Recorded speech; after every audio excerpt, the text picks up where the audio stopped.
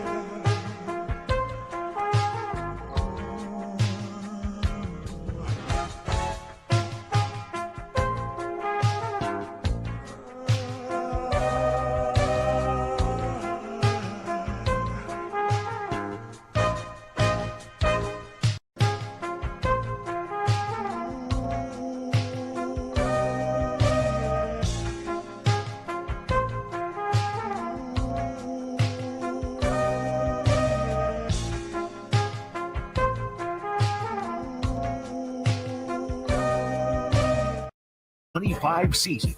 Sacktown Sports.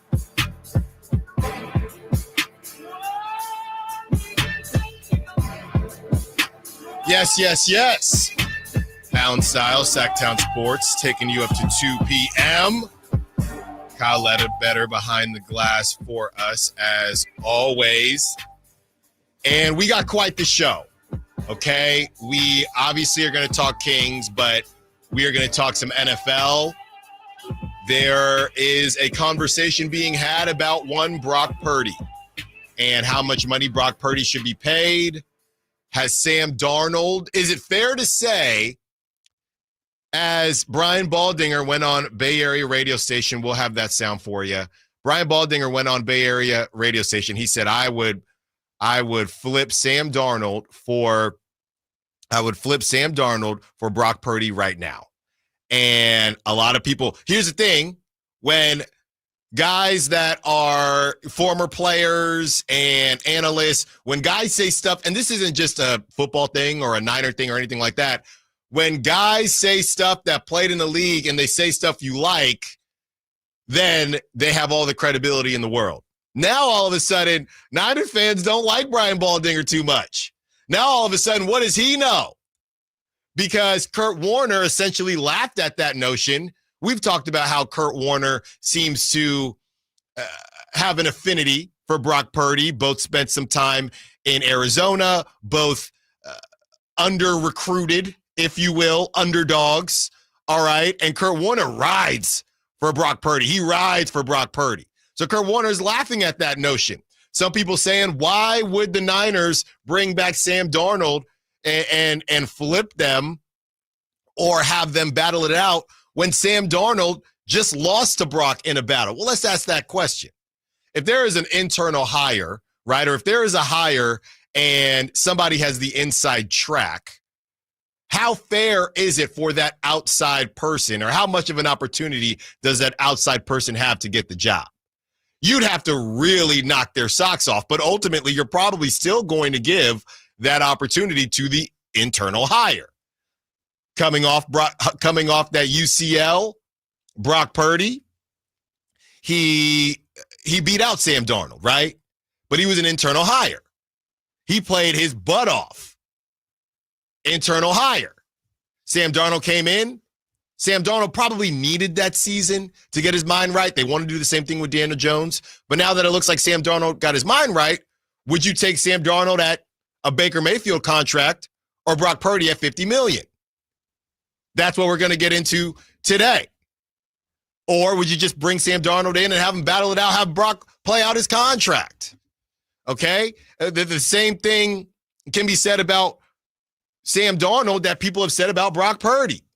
Sam Darnold is playing with a couple good weapons out there in Minnesota. He's got Justin Jefferson, the best receiver in the league. He's got Hawkinson, one of the best tight ends in the league. could be knocking on that door in a couple years. Jordan Addison probably could be a number one on at least, 5 to 10 teams right now. And now all of a sudden, Sam Darnold looks good. So let's do what we've been doing with Brock Purdy this whole time. Now let's put Brock Purdy on the Vikings, and how do they look?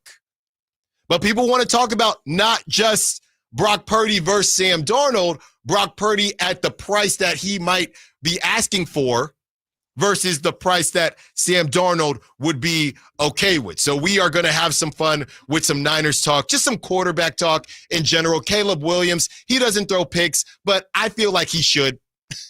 I feel like it's time to throw some picks. There's the same thing with Aaron Rodgers. Aaron Rodgers, when he's not busy fighting other ESPN analysts while he's on an ESPN show, by the way, and asking people for their vaccination status. But Aaron Rodgers, he was a guy who never threw picks. And he would win games, he would lose games. But the question was, maybe you should throw a pick every now and then. Hey, Caleb, your season's cooked. You got an interim coach. Do you really want to continue taking sacks? Now, obviously, it's good to take care of the football, but maybe just let it fly one time. Okay? It's okay to throw interceptions. Any quarterback analyst, any quarterback guru, any football person will tell you it's okay to throw interceptions sometimes. I'm not impressed by Caleb Williams not throwing interceptions when he's just taking sacks. Because he's taking sacks because he's missing dudes. All right? So a lot of quarterback talk throughout the show. And, of course, we are kicking off the show with De'Aaron Fox on the Draymond Green podcast. We don't necessarily know when De'Aaron Fox hopped on, but we know he's been continuing to say the same thing over and over again, and a loss against the Nuggets or a loss against whoever or a win against whoever doesn't really make a difference. We know the bottom line is De'Aaron Fox keeps saying, I need to make sure this team is going in a different direction or in the right direction. But he did say something specifically that we are going to get into because there might be an issue or there might be something that could scare you about what De'Aaron Fox said. Because if it ain't about the money, this could be a problem. De'Aaron Fox says, hey, it's not really about the money. He says what a lot of us have been thinking. I looked this up. This was probably maybe 5 years ago. Once you cross a certain threshold of money, your life can't really get any better from a general standpoint. Yeah, you can buy more private jets, and yeah, your future family members, right? Your family can be in a better position, okay? But from 100 million, whatever that number is, 100 million to 200 million to 500 million, you're able to do a lot of the same things. So De'Aaron Fox essentially says something that we've all been thinking. What is it when you already have, we're talking about Brandon Ingram and how he has to be paid 50 mil. And I didn't even realize that Brandon Ingram was coming off of his rookie extension, 5 years, was it 5 years, 150 million? Something like that. So it ain't like he ain't got money in the bank. He just wants more. So if you don't have a price tag, if you're De'Aaron Fox and you don't have a price tag, and it's solely based on making the team, now that's whether you believe him or not. We're going to break that down about 7-ish minutes, whether you believe him or not. But if you don't have a price tag and it's literally based on how this team competes, that's scary. That is scary because the one thing that Sacramento has, besides the fact that De'Aaron seems to love the city, and obviously that's the team that took a chance on him, is that they can pay him more money than other teams. But if De'Aaron doesn't care about that, and he doesn't want to be a 9 seed, even if he gets the Supermax, you know what? I don't want to be a 9 seed. Even with this money, like I said, what's the difference between $345 million and $250 million? De'Aaron this has been, and today's point, we talked in the crosstalk, possibly the most relatable thing that De'Aaron Fox has ever said. Yesterday, we were talking about how these NBA players don't seem as relatable. They have more money than anyone could ever imagine. They just don't seem relatable. De'Aaron Fox on the Draymond Green podcast said a lot of things that were pretty darn relatable. They're really, for us, he sounded normal. What's the difference between 200 million and 300 million? Yeah, it's 100 million, don't get me wrong. But when you already have that in the bank and you want to add something else to your legacy, how much do you care about it? De'Aaron, on that podcast, and I keep saying yesterday just because it dropped yesterday, it made him, and it silenced a lot of the critics, I think, and I've been one of them because I'm a fiery guy. I like seeing people react. I like the rah-rah. I'm very traditional that way. And a lot of these guys, a lot of these younger players, they're not really like that. So in a world where people don't want Kyle Kuzma because he's chasing the bag, in a world where people don't want Bradley Beal because he's chasing the bag, it's funny because both those guys have played for the Wizards. There's a theme here. De'Aaron Fox is saying, I don't care about the bag per se in the same way. I'm going to get money. I'm going to make money. I'm going to do my thing. I just signed with Steph Curry. I want to win. In a time where De'Aaron Fox, I said, what was it? I said yesterday that there have been a lot of people who allow things to be said or hold De'Aaron to a certain standard. I get it. He's the leader. But you can't talk about anybody else. I can say some crazy stuff about De'Aaron Fox. I can say some crazy stuff about De'Aaron Fox, and nobody's going to check me on it. I say something crazy about Keegan Murray, somebody's going to check me on it. I say something crazy about Malik Monk, somebody's going to check me on it. I say something crazy about DeMar DeRozan or Sabonis, somebody's going to check me on it. But De'Aaron Fox has lived in this world where I don't really know if fans felt like he was here to truly win the big one, or what is it that he wanted. And he's telling you 200 million, 300 million, I'm not really tripping off that. It's what he's saying, right? We don't know, but that's what he's saying. But I want to win. Now, there's something very scary to bring it all back around. Something very scary in what De'Aaron Fox said. We're going to break that down when we return. Allen Stiles, Sactown Sports.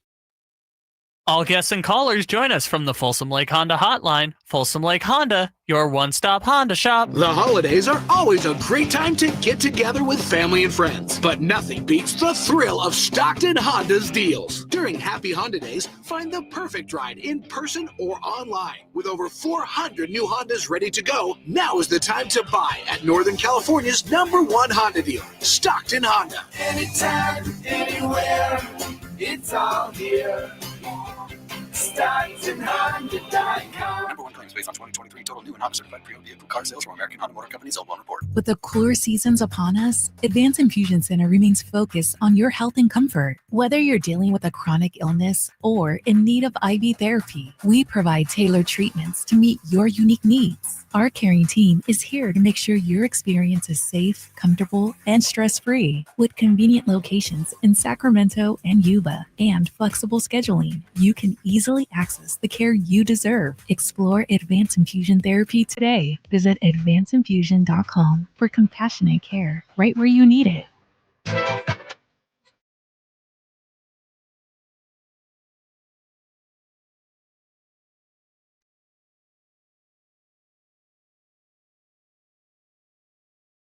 Live and local, 6 a.m. to 6 p.m., Monday through Friday. Sactown Sports. Got to give a shout out to Kyle. I was rushing this morning because I had to get chopped up. Had to get my hair cut for the 1 hour, maybe less than that. I'll be at the holiday party.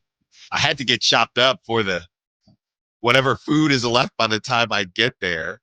I had to. And shout out to my barber because I had to do the I had Golden Blades. Shout out Golden Blades. I had to ask him to do the 8 o'clock haircut because normally it's set at 9 a.m., but obviously that wasn't going to work. So shout out Jorge, Golden Blades, getting me right.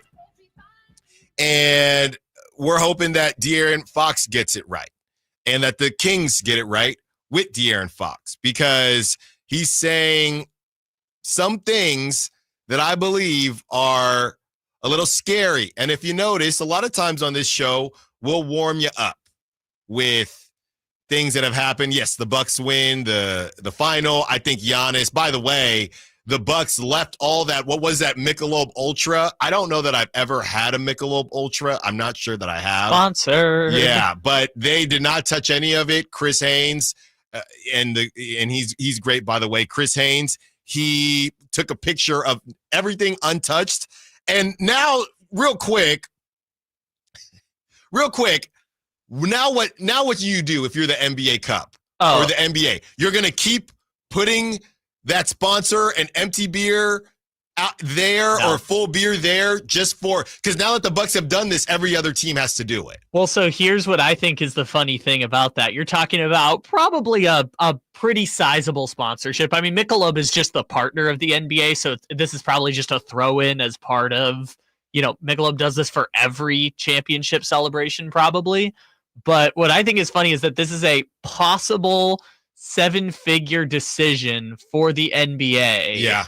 That just got made allegedly by Darvin Ham. Yeah. That Darvin Ham is the reason why nobody's going to pop champagne after the in-season tournament anymore. Because apparently Darvin Ham, if you'll remember, coach of the Lakers last year, who won the in-season tournament, they did pop the champagne last year. Darvin Ham got fired by the Lakers, now an assistant coach with the Bucks.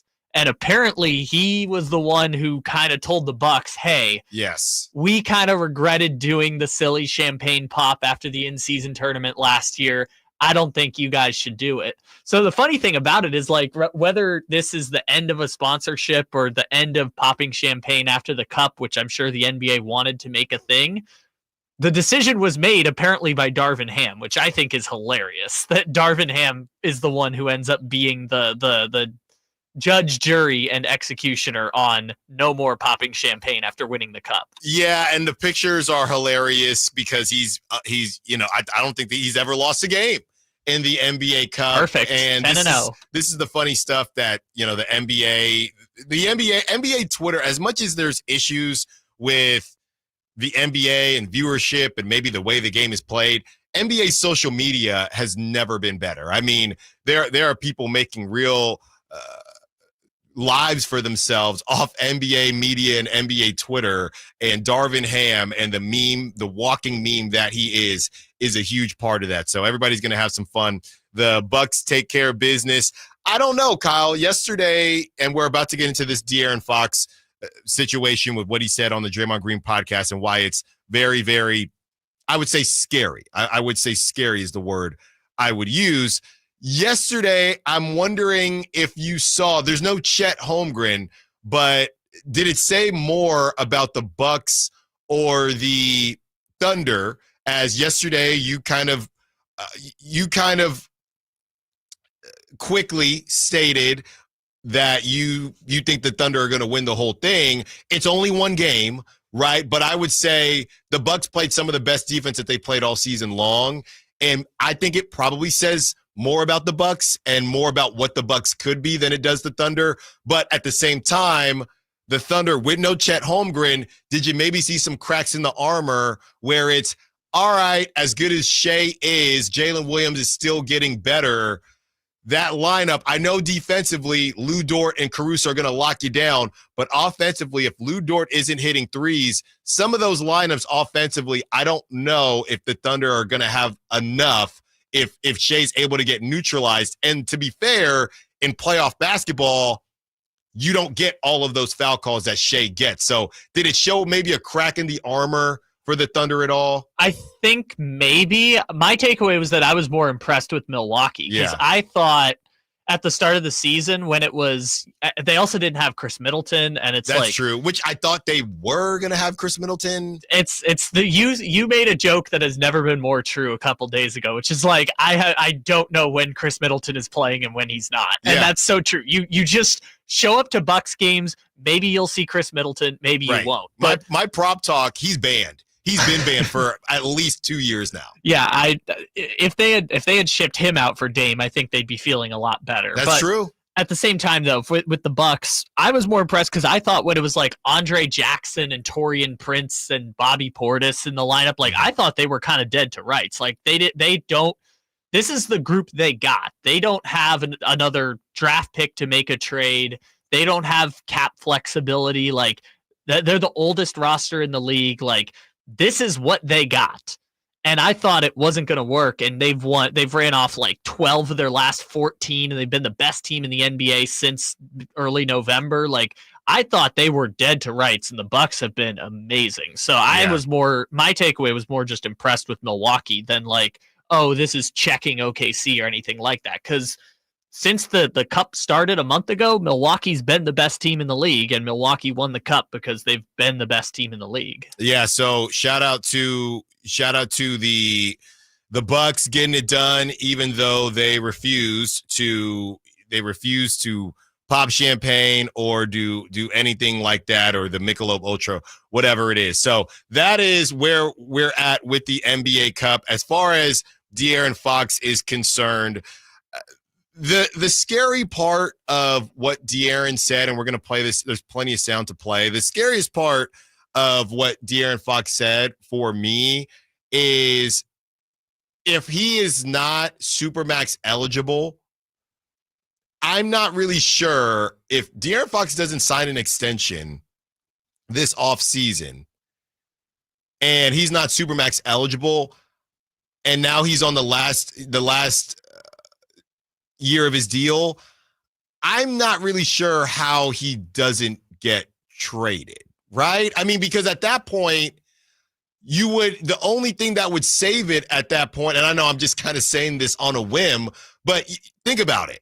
De'Aaron Fox, if he's Supermax eligible, I know he said it's not about the money, but I find it very hard to believe the same De'Aaron Fox that said, Malik, go get your money, and we thought that Malik was going to leave, not because of that, but we thought that there was a lot of money out there for Malik that he ended up leaving on the table. The same De'Aaron Fox that said that in earshot of the media is going to turn down a Supermax if he's eligible. So let's say worst case scenario. To me, worst case scenario is exactly what happened to Domantas Sabonis last season. De'Aaron Fox gets third team All NBA. The Kings are a 9 seed and they get bounced. Well, worst case is that they're not even in the play-in. But worst case scenario, they're a 9 seed, they're a 10 seed, and they get bounced. Okay? I guess Monty would have probably not made a move, but the bottom line is they don't make it into the playoffs. But De'Aaron Fox is, well, worst case scenario is if he isn't Supermax eligible. But let's play with the idea that he is Supermax eligible. They lose, they don't get into the playoffs. So now De'Aaron is looking at taking a Supermax for a team that is getting there. You could argue you'd still have Malik Monk. You would still have Sabonis. You would still have DeMar DeRozan. That's really all I feel comfortable saying you would have at that point. And even DeMar DeRozan, you only have him for 1 year, yes, because of the option at the end of the second year. So you still have all those guys. You're De'Aaron Fox. Your family is here. Baby Rain's only getting older. Gonna start school soon. I know and he says, we're going to play this audio. He says, I mean, how many guys get to stay with the same organization? Who is he signed to? Steph Curry. That would be a cool note. So he has that, right? It's hard for me to see him turning down $345 million. Okay. Just having that money is generational wealth. All right. As much as the first segment I joked about, what's 100 million versus 200 million. It's hard for me to see De'Aaron saying no to that. Even if they're the 9 seed and they don't make it into the playoffs. If they don't make it into, if he is not Supermax eligible, which right now, I don't know that he will be, okay? He just got back to what his average was. What do you have last game? 28 points, something like that. If he is not Supermax eligible and the Kings don't make a run in the playoffs or get into the playoffs, then he doesn't sign the extension because he doesn't know what this team is, or he's waiting for them to make a move. I don't see why the Kings wouldn't move him next season. Yeah. Is that crazy? So a little bit later, we can go through the efficiency rankings and kind of gauge where Fox is in terms of the Supermax right now, a third of the way into the season. I just think it has nothing to do with Fox or the Kings specifically, but just look at what's happening right now with Jimmy Butler. Look at what's happening with Brandon Ingram. For any player that goes into a contract year, it just is conversation, right? In the NBA, where we're just grasping at straws for any kind of story. I mean, a player going into the last season of their contract without an extension in the modern age is now just a rare occurrence, whereas in 2019, which is only 5 years ago, you had Jimmy Butler, Kawhi Leonard, and Kevin Durant and Kyrie Irving all hitting free agency at the same time. And that just doesn't really happen much anymore. So I think anytime a player of Fox's caliber, a former All-Star, gets to 1 year left on their contract, it just becomes fodder for conversation. In terms of Fox specifically,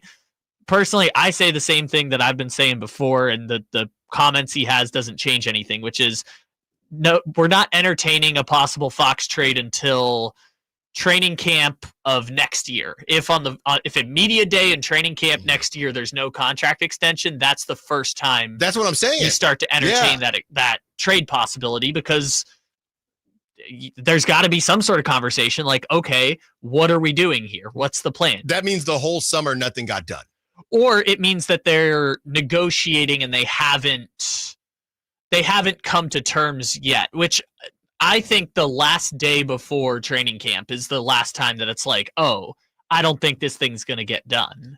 On the other side, we hear from De'Aaron Fox what he had to say. Your texts are coming in right now. Your calls are coming in already. So let's get to them. Allen Stiles, Sacktown Sports.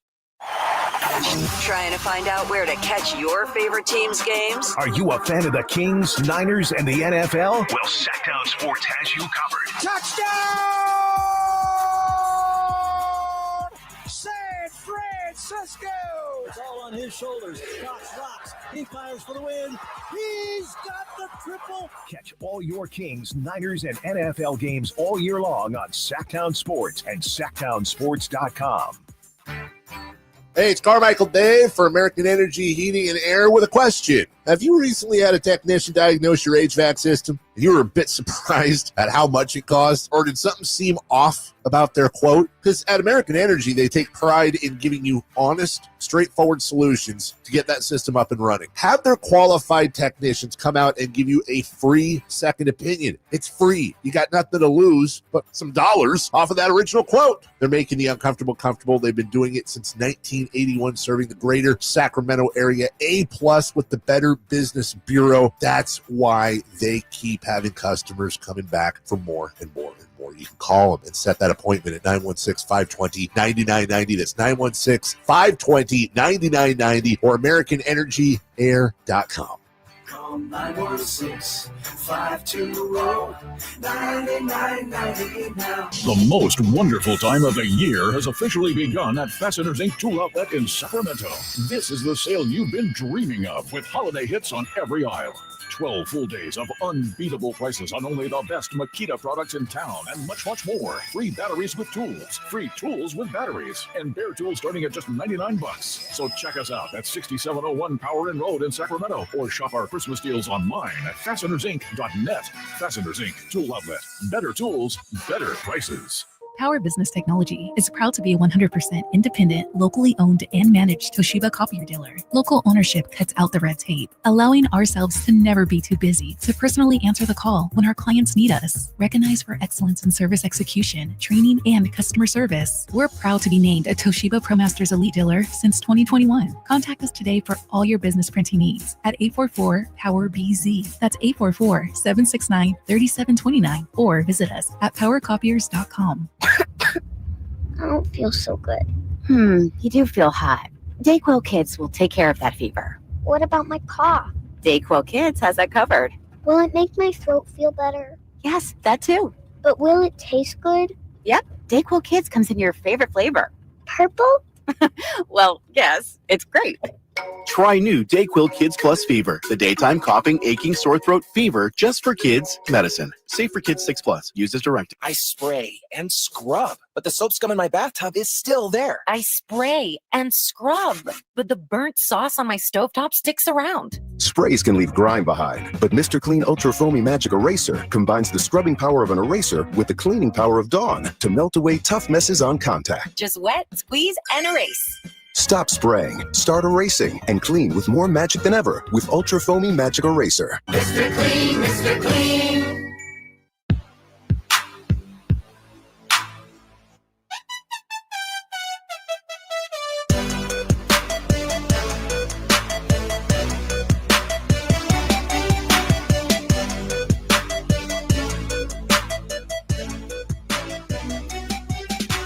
Your home for Kings basketball for over 25 seasons. Sacktown Sports. Allen Stiles, Sacramento Sports, taking up to 2 p.m. About to get into this De'Aaron Fox sound. So let's do it right now. Let's do it right now. Let's do it live. This is De'Aaron Fox in the clip.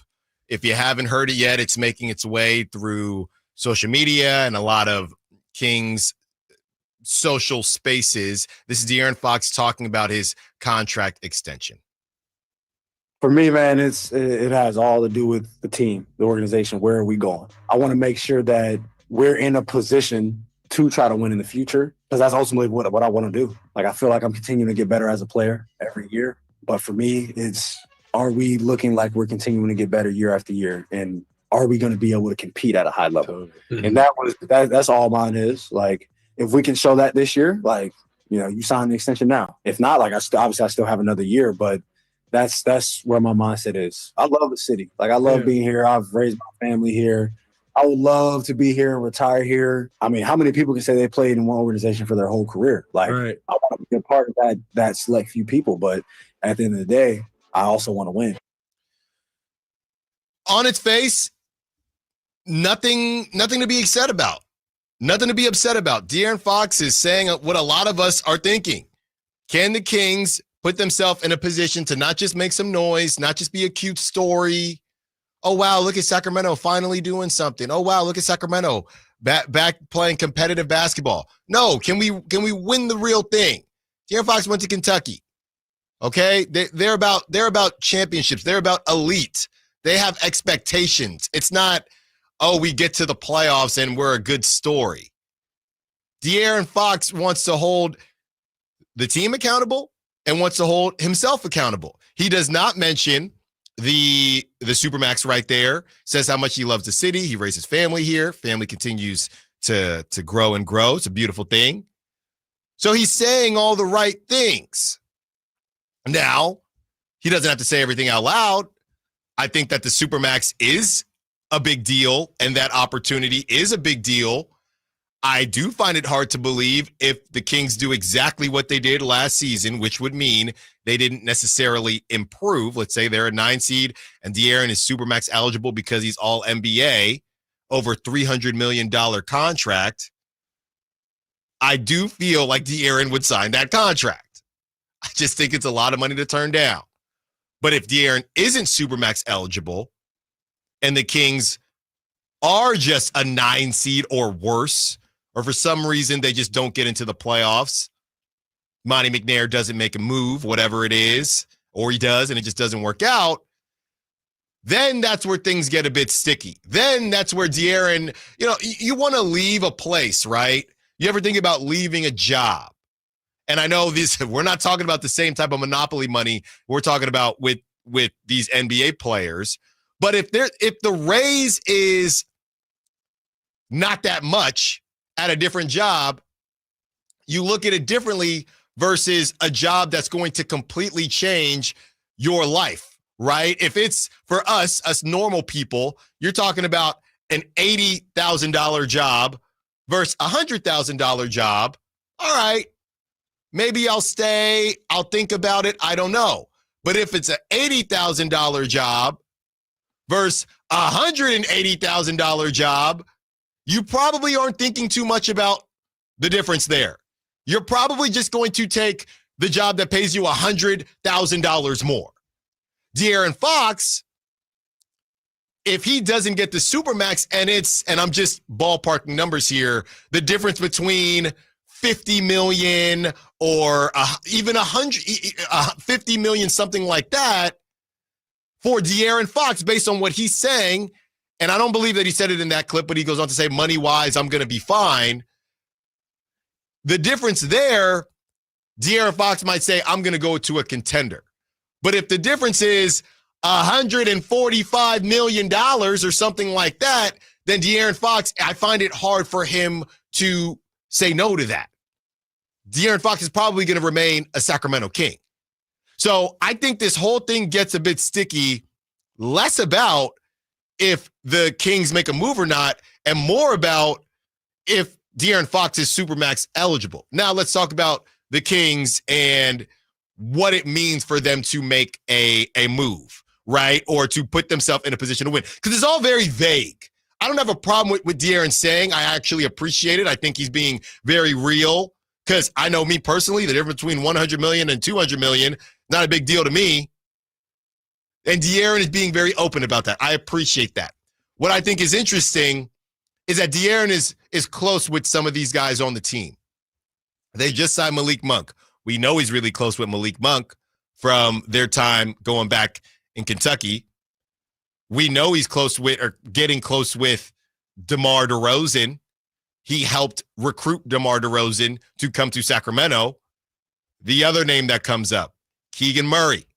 De'Aaron is very close with Keegan Murray. I don't know if they did this past season because Keegan did USA Select and things like that, but they play one-on-one together. They train together. That is well documented.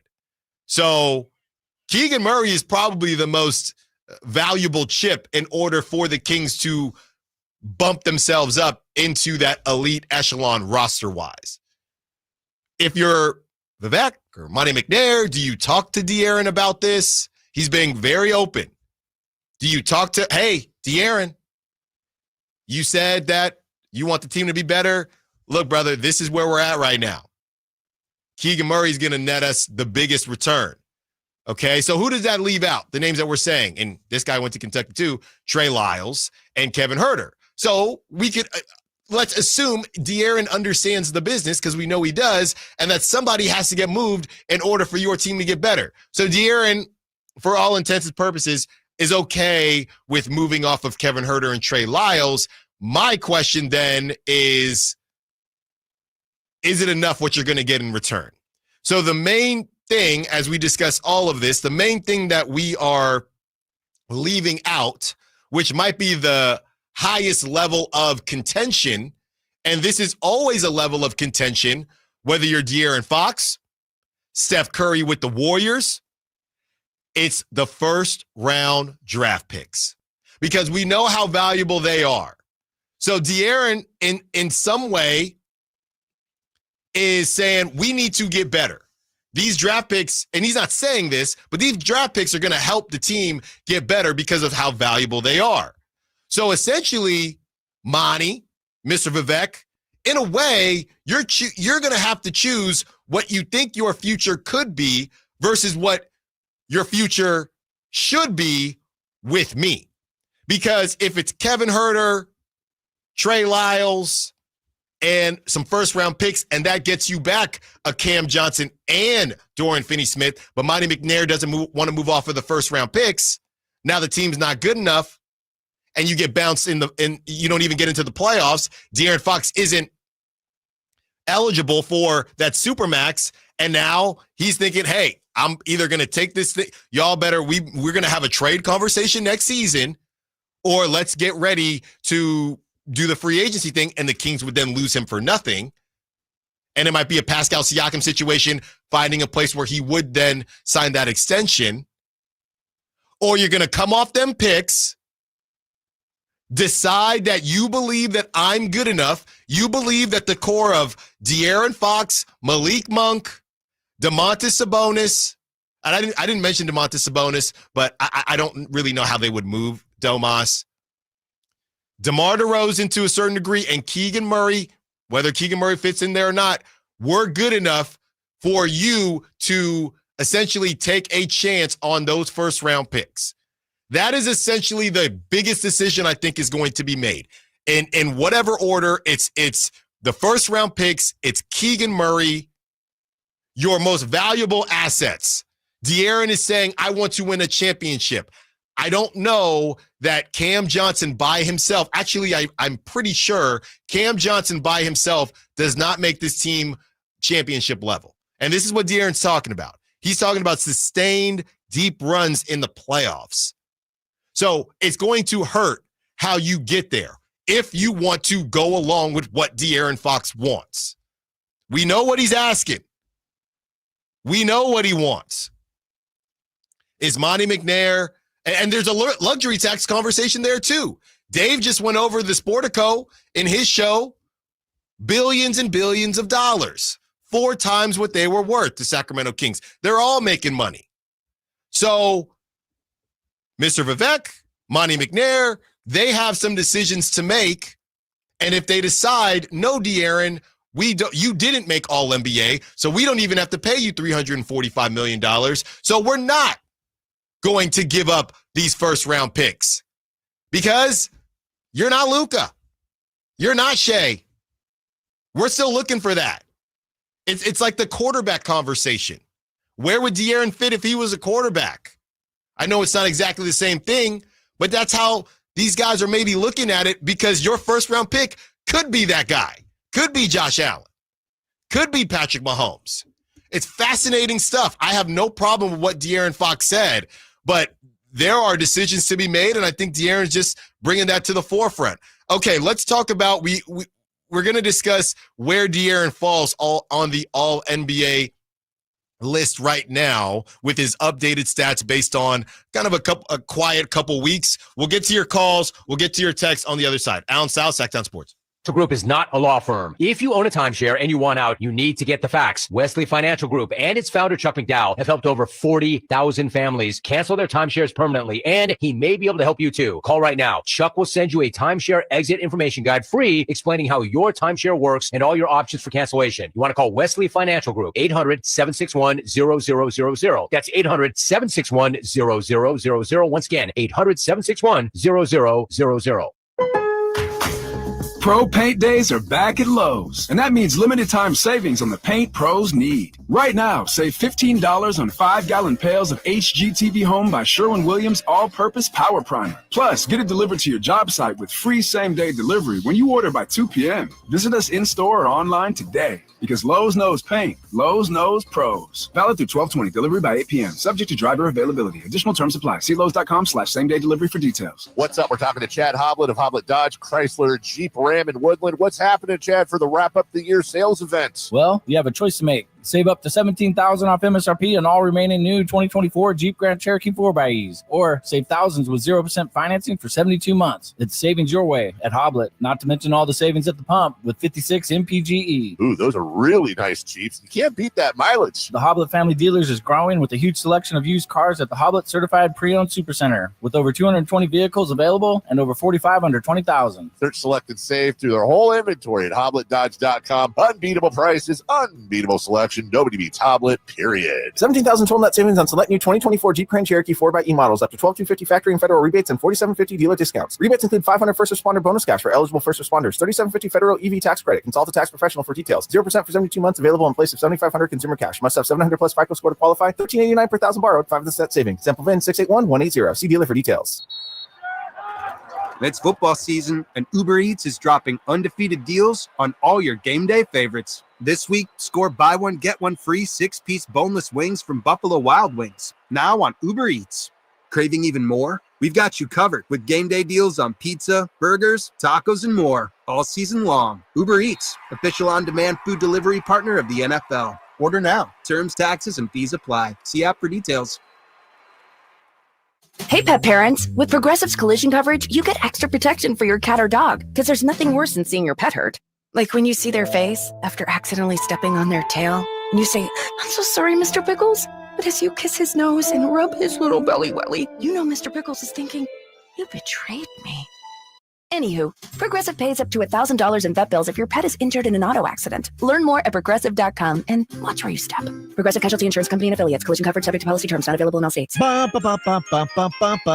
'tis the season. Hey, if you take pride in your gift giving, here's a great idea for you. Gift cards from the Good Feet store. Okay, so arch supports aren't exactly what they've been hinting for, but you know they'd love them. And with the Good Feet lifetime warranty, it's a gift they'll enjoy forever. Buy a Good Feet gift card now, and Good Feet will boost its value 20%. That's a 20% gift from the Good Feet store.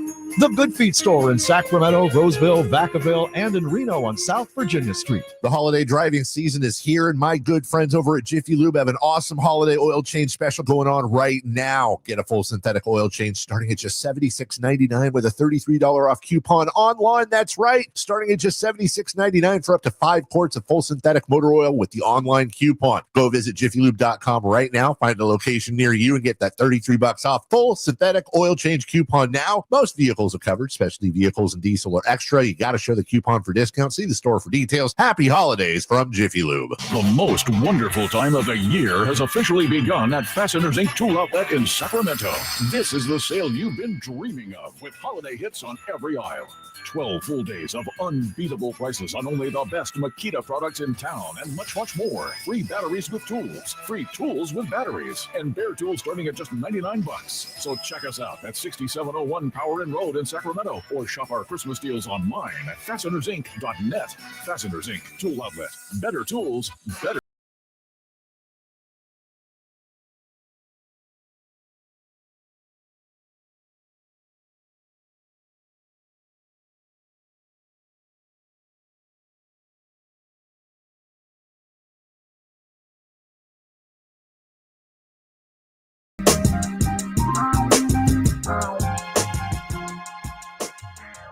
Your home for Kings basketball for over 25 seasons. Sacktown Sports.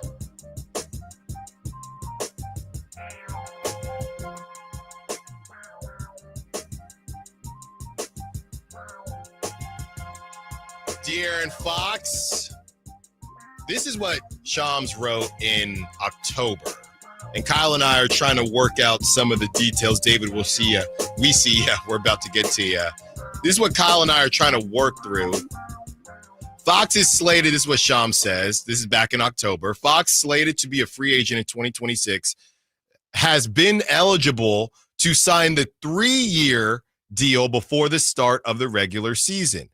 By waiting for next summer, so that's summer 2025, by waiting for next summer, Fox would open the possibility of a 4-year, $229 million max extension with the Kings, or a 5-year, $345 million supermax should he be named to an all-NBA team. So again, in my opinion, what De'Aaron is saying when it comes to the money, he's slated to make $35 million this season and $37 next season if he doesn't take take the extension.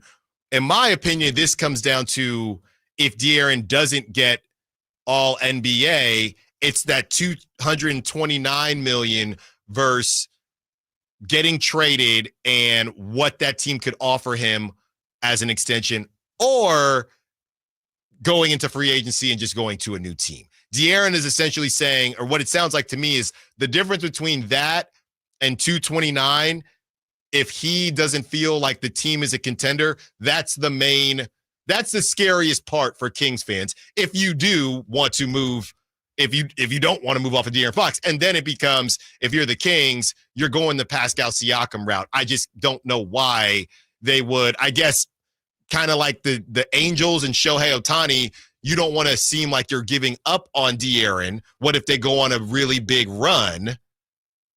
But if it doesn't go in the right direction, you lose De'Aaron for nothing. That is a conversation we hope we don't have to have.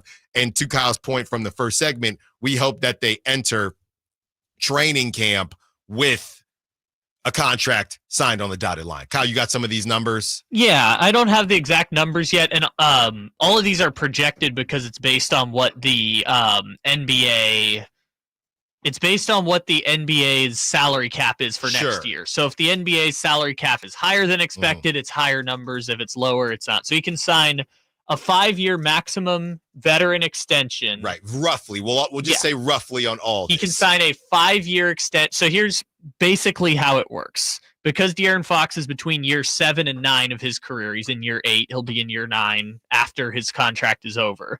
So he could sign a max extension for 4 years and 25% of whatever the cap is.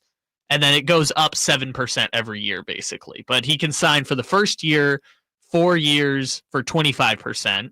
he could sign for 5 years, 30% if he waits until July 1st of this year. So he then becomes eligible for a 5-year extension worth 30% of the salary cap, and then it goes up 7% every year. If he gets the Supermax, he signs a 5-year extension for 35% of the salary cap, which is approximately that $341 million that we're talking about. There you go. And going back to if he doesn't get the Supermax, De'Aaron is essentially saying it does not sound like the difference between that max, the non-Supermax deal, and whatever another team could offer him as an extension if he gets traded or if he just enters free agency. That's where De'Aaron is saying the difference between whatever I can get for that and $229 million is probably something that he would be okay with looking at, unless, because the Kings can still offer him the most, even if it's not the Supermax, unless the Kings go on and I don't want to sound too negative here, the Kings go on a run, they get hot, they get the 5 seed, De'Aaron feels like they're in a great spot, De'Aaron is still putting up the numbers he's been putting up these last 2 weeks, and he doesn't get all NBA, but the Kings are the 4 or 5 seed. Hey, how about it? They win the first round of the playoffs, and De'Aaron feels like we're moving in the right direction. Yeah, and just doing the quick math here. So it would be $42 million the first year of the extension, then it escalates 7% for 5 years. So you're looking at somewhere between 270 and 280 would be the 5-year max that Fox can sign just by waiting until this offseason, which is why he didn't sign the extension last offseason. Right. Because you either sign 4 for $229 now or 5 for $270 later. If he makes all NBA, then you're talking 5 for $345. Yeah. And again, and that's enough math for today, but thank you very much, Kyle. And again, the Kings, Supermax or no Supermax, can still offer him the most money. It's just that difference if he doesn't make Supermax.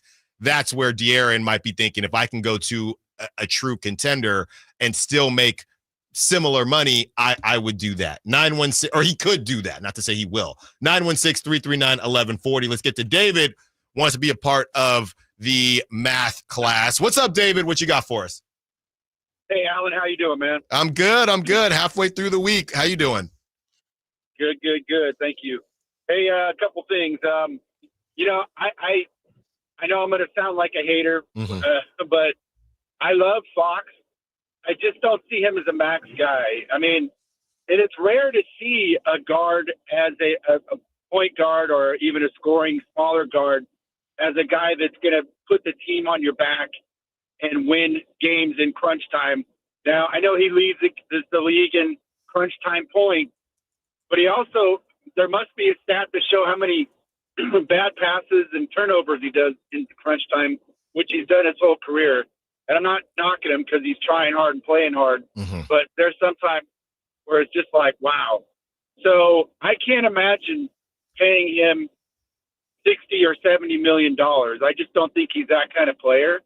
But it's not only that, it's that we've seen already, unless Mike Brown just hasn't unlocked this talent, that core trio of Sabonis and Keegan and him are the major three. If you give them, you've got Sabonis at roughly $200 million.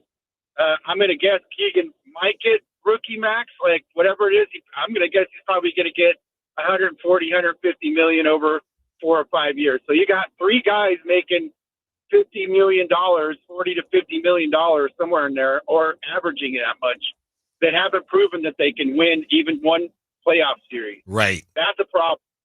So I don't know how you get around that. I don't know if it's coaching or if it's just nothing against those players. It just could be the makeup of the team. But somewhere they're going to have to make some real hard decisions, because otherwise, just like you were saying earlier, perfectly on point, is that, are we just a team that's a good story and wow, the Kings made the playoffs for the first time in how many years? That's amazing, but nothing beyond that. Yeah. Thanks for the call, David. Great stuff as always. Enjoy the rest of your week. And one thing that David states is he doesn't feel like De'Aaron Fox is a max player. And 916-339-1140, whether you feel like De'Aaron Fox is a max player or not. One thing I don't know if Mr. Vivek thinks that De'Aaron Fox is the max player. I don't know if Monty McNair thinks that De'Aaron Fox is the max player. I have no clue. As far as the Supermax thing, De'Aaron Fox, I think that would take care of itself. We know this is all relative to the monopoly money that these professional athletes make. But I would say that if you make all NBA in this Western Conference and in this age of positionless basketball where Luka Doncic is the biggest guard you've ever seen in your life, and if De'Aaron Fox can make all NBA, number one, I would say that without a doubt he's earned it. And number two, it's hard for me to see the Kings not at least sneaking into the playoffs. I know I said Domantas Sabonis was third team all NBA last season and they lost as a play-in team, but they didn't have DeMar DeRozan. So if you have Domantas Sabonis essentially at the same level, DeMar DeRozan and because De'Aaron Fox is not playing at all NBA level right now. He was in spurts throughout the season, and he's still, and we're going to get to those numbers, he's still in the top 10. I believe he's top 10 in scoring, or if not, he's right outside of it. We'll dive into the numbers coming out of the break. Okay, great tease there, Kyle. So if he gets Supermax, he's earned it. He's earned it. If he doesn't get Supermax and he's playing more like he's been playing these last couple games, now they were winning. They have been winning. They just lost a couple nights ago, but they have been winning. Then that is where it's what does the organization think? Can you just get a haul back? What does that mean for Domantas Sabonis, who's 28 years old? What does it mean for DeMar DeRozan? Are you getting guys back are you going the kind of Clipper route? Are you getting guys that are maybe ready right now? Are you doing a full blow? What are you doing if you decide that De'Aaron Fox isn't worth max money? And I have no clue. I think as much as De'Aaron, it's almost both sides trying to figure out what's going to happen. De'Aaron wants to see what the organization is going to do. The organization wants to see what the team's going to do, right? And I say organization as in the ownership and the exec. So it's like a game of chicken right now. And throughout the course of the season, I do think that they need to improve. But I also feel like De'Aaron Fox has to show that he can be a number one guy. Here's the thing. If he wants to be, and we're going to dive into that on the other side along with these all NBA numbers. Don't go anywhere. More calls, more texts, 916-339-1140, Sacktown Sports. You never know what you might hear when listening to a Sacramento Kings game. Out of Keegan, going for another triple. Man, is he feeling it. Keegan, can he do it? Yes, there's number 11, Keegan Murray. Keegan steps back. He just knocked down his 12th three-pointer, a Kings franchise record. He's got 45 points. Never miss a moment of Sacramento Kings basketball with Sacktown Sports and the Sacktown Sports app. It's Capital Casino, Sacramento's number one poker room. And guess what? Primetime football is back. Capital Casino is giving away $500 per game in high hand bonuses for every Sunday, Monday, and Thursday night primetime game. As always, offering the best food, the best service, and the best action with the most variety of games in the region, conveniently located in downtown Sacramento. So check them out, Capital Casino, and always remember to gamble responsibly. 1-800-GAMBLER. I'm Craig Ashton of the injury law firm of Ashton & Price. The winter months bring joy, but also with more rain and snow, unfortunately, more accidents. Over the last quarter century, thousands of Northern California residents have looked to Ashton & Price to be their root op with a law license to guide them through the storm of an injury claim. As always, we wish you and your family the safest and happiest of holidays. But if you need us, at Ashton & Price, we're here for you. So whether you've been naughty or nice, happiest holidays from Ashton & Price. Remember, for the best advice, don't think twice. Call Ashton & Price. This is the story of the one who, as a maintenance specialist for a historic high-rise, knows that vintage charm historically needs constant attention. Which is why when it's time to upgrade turn-of-the-century mechanicals, they turn to Grainger. With easy access to 1 million+ products and the scale to deliver when and where you need them. The right tools and supplies are never far away. So the one can keep that vintage building running like new. Call, click Grainger.com, or just stop by. Grainger, for the ones who get it done. Hey everyone, it's Ted from Consumer Cellular, the guy in the orange sweater, and this is your wake-up call. If you're paying too much for wireless service, you don't have to keep having that nightmare. Consumer Cellular has the same fast, reliable coverage as the leading carriers for less. And for a limited time, new customers receive their second month free when they sign up and use promo code SECONDFREE by January 26th. So why keep spending more than you have to? Seriously, wake up and call 1-888-FREEDOM or visit consumercellular.com. Taxes, fees, and other third-party charges will apply. See website for additional details. Sacramento's premier country music festival, Country in the Park, is coming back May 16th and 17th at Cal Expo with Bailey Zimmerman, Billy Currington, Cole Wetzel, Nate Smith, and more. You'll enjoy food trucks, rock walls, and a mechanical bull, line dancing, and more. Single-day GA tickets start at $52 at CITPFest.com. It's Country in the Park, May 16th and 17th with Good Guys Heating and Cooling. Find out more at CITPFest.com. Golf to Go is brought to you by the Hagen Oaks Golf Super Shop. Here's Frank LaRosa. Holiday gift giving is right around the corner, and the good news is that golfers are an easy group to buy for. Every year, someone releases the next best answer to the age-old question, how do I get the ball in the hole in less strokes? The best answers to that question are lessons and a personal club fitting. Now, you don't have to shell out $500 for a new driver. Your golfer will be thrilled to receive less expensive gifts like a golf glove or a woolen cap or rain hat for winter play, or maybe a stocking stuffer like new golf spikes. You can't have enough golf balls, but golfers like to play a certain brand, so check the golf bag for clues. Speaking of bags, a new golf bag is always a treat. Golf lasers and GPS units are among the hottest gifts right now, and a swing trainer is a great idea if you know a fair weather golfer who won't be seen again until April. Gift certificates always work for play, for lessons, or for anything else your golfer won't purchase for themselves. Check with your local pro shop or PGA professional. They can help you decide the right gift for your golfer. That's your Golf to Go. I'm Frank LaRosa. Meda Chevy sends you $8,000 off MSRP on new 2025 half-ton Silverado LT and RST after rebate. Year-end savings on now with $8,000 off new Silverados at MedaChevy.com. Together, let's drive. See dealer for details. KHD1 Sacramento, KYMX HD3 Sacramento. From the Power Business Technology Toshiba Studios. Sacktown Sports 1140.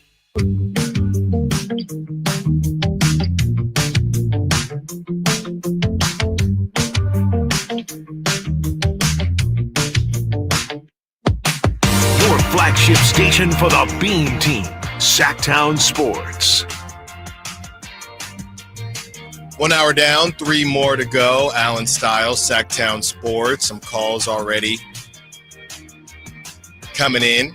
We are about to break down where De'Aaron Fox fits right now as far as the All-NBA conversation. Kyle has some of those numbers for us. Then I want to get into a conversation about what exactly De'Aaron Fox wants to be. You know, when he's saying this stuff about making the team improve, and I talked about this with Carmichael Dave during the crosstalk, when De'Aaron Fox talks about making the team better, he never specifically says that he needs to be a number one, right? What if making the team better? Would De'Aaron say no to bring it? Not that anybody would, but would De'Aaron say no to bringing in Luka? Would De'Aaron say no to bringing in any of these top tier guys, even if it was someone that would handle the ball? I'm not going to say Giannis, because obviously he wouldn't say no to that because that doesn't really affect him.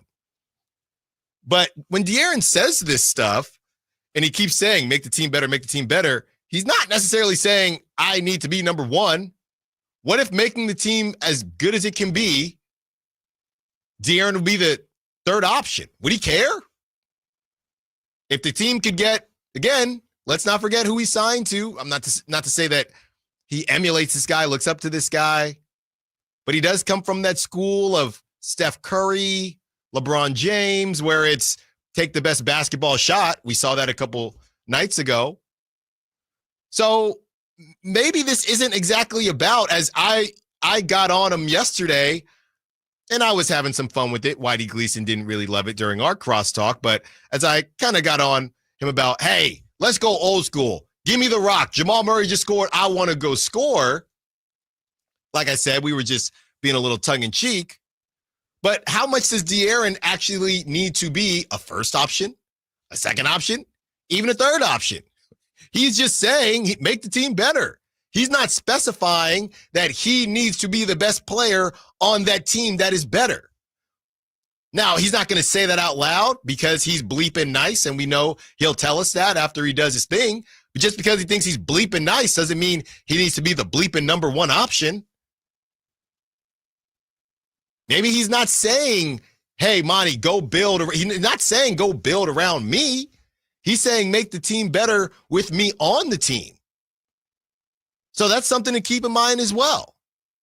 Maybe he doesn't have to be, maybe he doesn't feel like he needs to be that guy. Maybe he feels like he doesn't need to be that guy. So as I'm thinking about everything that De'Aaron is saying, and he continues to repeat what he's saying, maybe this isn't necessarily about De'Aaron is option number one. Where's his number two? Maybe it's about just make the team better. Just make the team better. If that means I'm the second option, cool. Now, DeMar DeRozan, De'Aaron he's not the second option to DeMar DeRozan. He's not. So, and I think the team is better. They're not playing better, but I think the team is better. So you got to continue.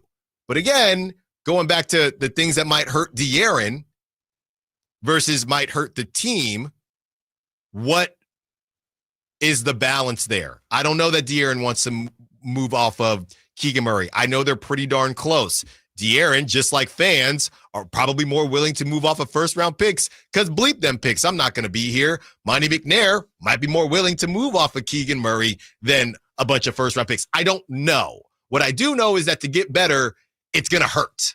Yeah, and the reason this conversation is kind of weird or myopic at times is just that the Kings are such a unique situation because they play with Domantas Sabonis, right? Because of this point center offense where Sabonis is the focal point of a lot of what they do, and they play with pace, but they're also evolving with DeMar DeRozan, who is a lot more of an isolation type of player. The Kings are in such a unique position offensively that we all know De'Aaron Fox is the number one option on this team, but number one option means something completely different when you're playing on a team where, you know, if you're asking me, Domantas Sabonis is the best player, but Domantas Sabonis is this unique point center position where he's the center of everything, and then there's four people around him, and the offense just runs differently based on the combinations that are on the floor. So, you know, is Fox a number one or taking a backseat to a number two is kind of hard to distinguish in this team because Domantas Sabonis is such a unique player to play with and to be the center of everything that you're doing on offense, the literal center. And I do think that it's been to a lesser degree this season adding DeMar DeRozan, but DeMar DeRozan's another guy who's taking shots. I said this at lunchtime, or I said this, I think it would be more like dinner at the media table a couple weeks ago. I asked the question, what if the Kings moved off of, just hang with me here, moved off of Domantas Sabonis and or went in a more traditional offense, what would that do to De'Aaron Fox? And then I asked the question, if you had a Valanciunas and a more traditional center instead of Sabonis, is there a world where the Kings are better? I didn't get laughed at, but most people said no. Now, there's a difference between there's the Kings being better, there's De'Aaron being in a better position to take over games more. I do feel like we're starting to hit a ceiling, and that's why the DHO and the dribble handoff, we haven't been seeing it as much. I think we're starting to see the ceiling or get pretty close to the ceiling here, and that's not just with Domantas Sabonis. His assists are down with De'Aaron, with Malik Monk now in the lineup, and DeMar DeRozan. DeMar DeRozan, they were already down because of DeMar. Now you had Malik, so Sabonis' assists are already down. If you went more traditional and you don't depend on Sabonis as much, what could that look like? Okay, Kyle, let's get to those numbers that we were, and Dwayne, we see you. We're about to get to you, but want to make sure we get to these numbers. Kyle, what's up with where De'Aaron Fox is right now as far as the All-NBA conversation? All right, well, first, to pay off the 14-minute tease from last segment, he is 9th in points per game right now. De'Aaron Fox is currently... So he's still top 10. Yeah, he's still top 10 right now. I had the list a second ago, but anyways, yeah, he's 9th right now. I think LaMelo is up there too, and but he's the one that's played 10 less games than everyone. He doesn't. Yeah, here it is. So Giannis, Jokic, Shea, LaMelo, Luka, Jason Tatum, Anthony Davis, Anthony Edwards, De'Aaron Fox, and then Damian Lillard at 10. I count 7 guys that could be guards there. Yes. So here, let's go to the player efficiency ratings here. It's not a perfect system because obviously people vote on the All-NBA awards, but let's just go through the guards who are currently A, ranked higher in efficiency rating than De'Aaron Fox, and B, qualify for All-NBA. So 65 games is the threshold. I'm just taking the approximate averages of like they've played what would be 65% of games. It's 80% of games. Players who've played 80% of their team's games so far. So let's go through the guards here. These are players at the top of the efficiency rating. Shai Gilgeous-Alexander, probably going to be All-NBA first team. Yes. Luka Doncic. That's another guard. Steph Curry. I don't think so. So I don't even know how he's I guess the player efficiency rating is different, but I don't think Steph, based on his volume, is going to be all NBA. Okay, so we'll take Steph out for now. Next up is Jalen Brunson. Probably. He's the hot name, and it's New York. So that's three? That's three guards. Okay. So next up, we have Devin Booker. Maybe. I would give him as much of a chance as De'Aaron. Okay, so we'll say three for sure ahead right now. One. Yes. Maybe. Donovan Mitchell. Yeah. Yes. Okay, so Donovan Mitchell. He's due. He's due. Yeah. He made All-NBA last year, I want to say, Yeah. but Cleveland is a better team this year. Next up, Damian Lillard. I don't want to say yes. I'd put him with Devin Booker and Fox. All right, sounds good. Next up, Ja Morant. No. It's same with the rest of the crew. So 4 for sure. And Ja Morant, by the way, doesn't qualify right now, but we're just expecting that he'll make it by the end of the season. Next up, Darius Garland. No. Then De'Aaron Fox. And that also leaves out Anthony Edwards, which is they could qualify him as a guard or a forward. Yes. Yes. So that's tough. You're in a fight. You're looking at 5 of the 6, if you count Edwards as a guard, 5 of the 6 spots locked up. And then the last spot is between Steph Curry, Devin Booker, De'Aaron Fox, Ja Morant, theoretically, Damian Lillard. It's really hard to find a path for De'Aaron to get one of those 6 or 7 guard spots. And that rounds out my biggest worry in all of this. And I will tell you what that worry is on the other side. Dwayne, you're going to kick it off right after I give my biggest worry. Allen Stiles, Sacktown Sports. Thursday night, Kings and Lakers. Game night with Scott Marsh and the high flyer Henry Turner starts at 5:30. Tip-off at 7. Your exclusive home for the Sacramento Kings is Sacktown Sports 1140. The most wonderful time of the year has officially begun at Fasteners Inc. Tool Outlet in Sacramento. This is the sale you've been dreaming of, with holiday hits on every aisle. 12 full days of unbeatable prices on only the best Makita products in town, and much, much more. Free batteries with tools, free tools with batteries, and bare tools starting at just $99. So check us out at 6701 Power Inn Road in Sacramento, or shop our Christmas deals online at fastenersinc.net. Fasteners Inc. Tool Outlet. Better tools, better prices. Power Business Technology is proud to be a 100% independent, locally owned and managed Toshiba copier dealer. Local ownership cuts out the red tape, allowing ourselves to never be too busy to personally answer the call when our clients need us. Recognized for excellence in service execution, training, and customer service, we're proud to be named a Toshiba ProMasters Elite Dealer since 2021. Contact us today for all your business printing needs at 844-POWER-BZ. That's 844-769-3729, or visit us at powercopiers.com.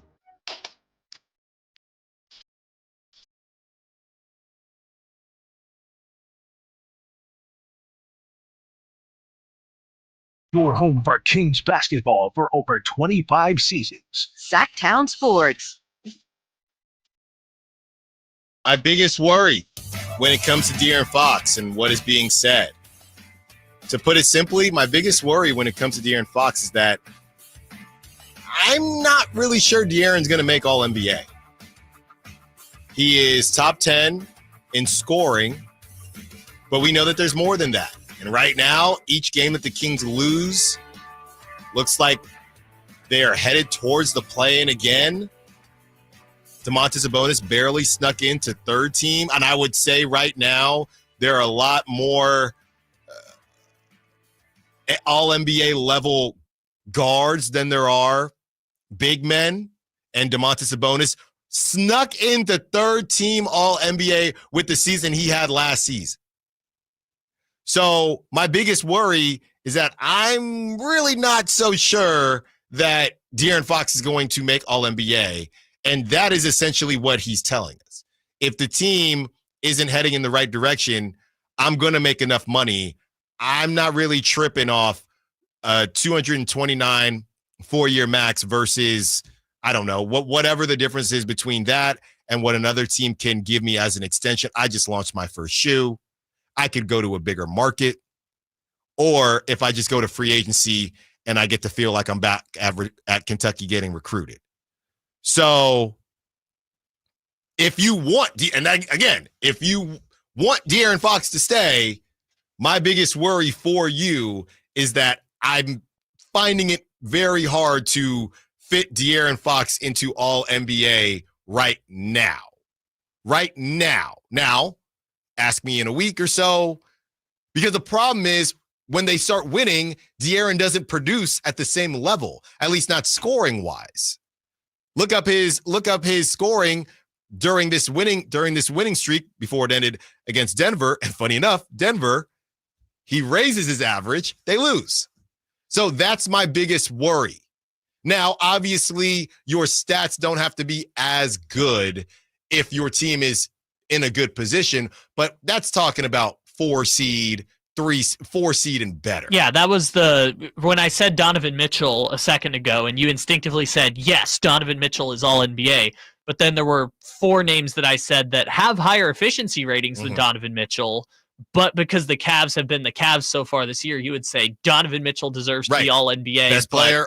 Best player on one of the best teams, easy. Meanwhile, Devin Booker is having, numbers-wise, a better season than Donovan Mitchell. But Donovan Mitchell gets that bump just instinctively in your mind because Cleveland is competing for a championship and Phoenix is, in the slog of the Western Conference trying to find their space. We're about to get to Dwayne here, 916-339-1140 if you want to be a part of the conversation. Dwayne in Stockton. What's up, Dwayne? What you got for us? Yo, what's up with my dude, Styles and Kyle, man? What's up, fellas? Man, rocking and rolling, getting through the week. How you doing? I can dig it, man. Hey, listen, I'm sorry you had to do some checking yesterday, man, but that was warranted. That's all I'll say about that. Thank you. But here's what I think. I got your back, bro. De'Aaron Fox is a smart guy, bro. Mm-hmm. He's a good guy, but he's also a very smart guy, bro. And I think the other night, they were up 119 to 109, bro. I put my phone down, did some things because I'm always busy, thinking the game's over. Okay, good. They got a good win. I come back to my phone, it's 123 to 122. I couldn't believe it. What is Fox supposed to do about that, bro? What can he do at the guard position? Yeah. You know what I mean? So I'm not sure if that game might have mucked things up even more because you know what we're waiting for? Styles, we're waiting for the trade, right? Mm-hmm. And he's just sitting on his hands again. And these guys are going to notice that, bro. It's been a regression since 2 years ago. You still got action if you make the right trade. But honestly, I'm sitting here waiting for it, bro. And so are you. So it's all about Monty McNair. Last thing you want to do, I'll tell you this. Don't trade De'Aaron Fox to the Lakers. You put Fox, LeBron, and Anthony Davis together, and you just built them a championship team. So that's all I got to say, man. Let me know what you think, though. Yeah, thanks for the call, Dwayne. As always, I don't know where he's gonna end up. Right? I really don't. I will say there are a couple teams that if you put him on that team, that's the tough part about evaluating De'Aaron. He's the guy right now that if you put him on a good team, he puts them over the top. Meaning that doesn't sound like a number one to me, right? If he's the guy where, hey, you put De'Aaron Fox on the Lakers, that takes them over the top. But if you put Anthony Davis on the Kings, I don't think that puts them over the top, right? And I don't think Anthony Davis is a number one right now anyway. But you could put De'Aaron on a bunch of teams, and it would probably put them over the top because they probably already have a number one. But if you pick players from that team, and then put them on the Kings, and maybe that has more to do with roster construction. I'm not sure, right? Like if you put De'Aaron, and I know it's not a good example. I'm trying to think. I don't want to say De'Aaron on the Bucks because they have Dame Lillard. Yeah, because I'm trying to say if you put Giannis on the Kings right now, just add them to the Kings, would they be a championship contender? I think yes. Well, yeah, because right now Giannis would win the MVP. So if you put the MVP on any team, you are in theory a championship contender. By virtue of having that singular great player, you are a top 7 team in the league. Luka on the Kings right now, yes. Yeah. I think. Yeah. And again, the problem is I'm trying to think of non-guards here, but the guards are so elite right now. By the way, getting back to the All-NBA conversation, yeah, it's positionless now. So it's just the top 15 best players. Yeah. It is, but is it? No, it's not truly positionless. It's backcourt and front court. It's not. You can't have 5 forwards. It's backcourt and front court now. It just means last year Sabonis was the center, and they had a specific center spot, and so he got All-NBA third team, but also was 7th in MVP voting. Like this year in efficiency rating, I have the numbers here somewhere. Yeah, Sabonis right now is 6th in the league in efficiency rating right now, but among centers, he would be 3rd. He would be 4th. So in the old system, Sabonis would be 6th in efficiency rating, but he would be 4th among centers, so he would theoretically not make All-NBA, and this just changes that to backcourt, front court. Yeah, but I'm not even seeing the backcourt, front court. I'm seeing just straight up position. Like I said, I don't know. I'm just looking at what Keith Smith posted, changing back to positionless in the first major change to All-NBA teams since they added All-NBA third team in 1989. Oh, so it's truly positionless? Yes, it's positionless. All-NBA teams will be positionless in the new CBA. That's Shams, and this was April 2023. So, but that's what I'm saying. I think you could have 5 forwards, but you're not going to have 5 forwards. If you catch my drift, they're always going to make sure that guards are represented. They're always going to make sure that big men are represented as well. So, with that being said, I have the list from last season. And I just want to go over this based on who the players are and what their teams did, right? They're essentially, I see, and I've said this for a very long time, 2 ways to get into All-NBA. You put up video game numbers, 3 ways. You put up video game numbers and your team is okay. You put up really good to really good numbers and your team is very good, or both, right? Then you're obviously you're probably in the MVP conversation. So last season, Giannis, the Bucks were what, a 3 seed? They were 3. Firmly in the playoffs. Luka, 5 seed, but again, in the playoffs, and Luka, video game numbers. This is all first team now. Shea, video game numbers, 1 seed. Jokic, video game numbers, what were they, a 4 seed, something like that? Yeah, okay. And he won MVP. Jason Tatum, not video game numbers, but they were very team. good. Very good and best team. Second team, Jalen Brunson, video game numbers, playoffs. Second seed as well. Thank you, Kyle. Anthony Davis, video game numbers. Look, Anthony Davis just gets disrespect because of the street clothes thing. He's really good at basketball. I know you ride for Anthony Davis. Anthony Davis is really good at basketball, okay? Yes, the best defensive center not named Wemby in the league. There you go. Play-in team that did make it into the playoffs. So I think that's an interesting one. We'll keep that in mind. Kevin Durant, playoffs. They were the 6th. They got the 6th seed, right? Playoffs.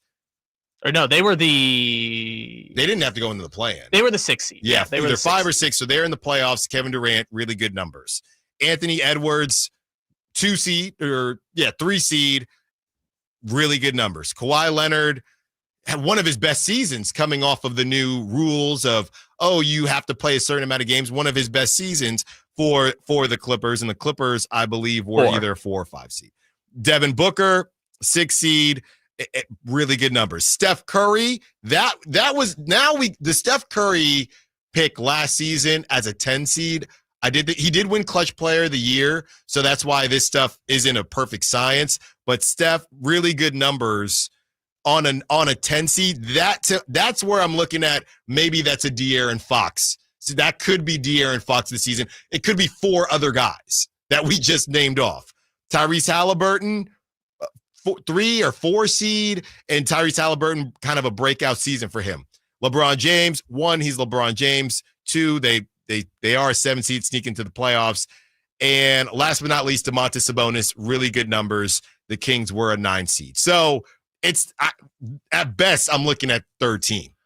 Well, yeah, and this is the thing that I just noticed as you were going through it. In the Western Conference, every team that made the playoffs, apart from the Pelicans, but they obviously had to go through the play-in, every team had an all-NBA player. A representative, yeah. Now, the tough thing for Fox is, again, this year, Sabonis is going to be the Kings all-NBA player. So now we're having the conversation of what is it going to take for the Kings to get 2 players named to the all-NBA team. It's going to take no more moral victories and actual victories. Yeah, so that's the thing that's tough for Fox is like Sabonis is going to probably be the third team all-NBA center, depending on how you feel about Karl Anthony Towns. He's going to be on the all-NBA second or third team. So what is it going to take to get that second spot? And I mean, last year, just going through it, it was Booker and Durant were the only 2-timers, or like the only team that had 2. LeBron and Anthony Davis, which is its own special case because of LeBron getting it. So yeah, it's just hard to map out. If you're going to have 9 to 10 of these guys from Western Conference teams, and Sabonis is penciled in as one of them, where are you going to make room for De'Aaron Fox? And I think that's why the thought experiment we did earlier is telling about just kind of where things stand. Even if it is truly positionless, which I thought it was backcourt, front court, but if it is truly positionless, that adds a whole nother complex layer to it, because most of the people at the top of this efficiency rating list are bigs. Yeah. Nuggets. We take a break from the Kings, or I should say specifically De'Aaron Fox, because we are going to bring this back to the Kings because of their young stud. But the Nuggets are ready to move on from their young stud, but you'll never believe who it's for. There's finally someone interested. They like me. They really like me. Do they? Allen Stiles, Sacktown Sports. Thursday night, Kings and Lakers. King night with Scott Marsh and the high flyer Henry Turner starts at 5:30. Tip off at 7. Your exclusive home for the Sacramento Kings is Sacktown Sports 1140.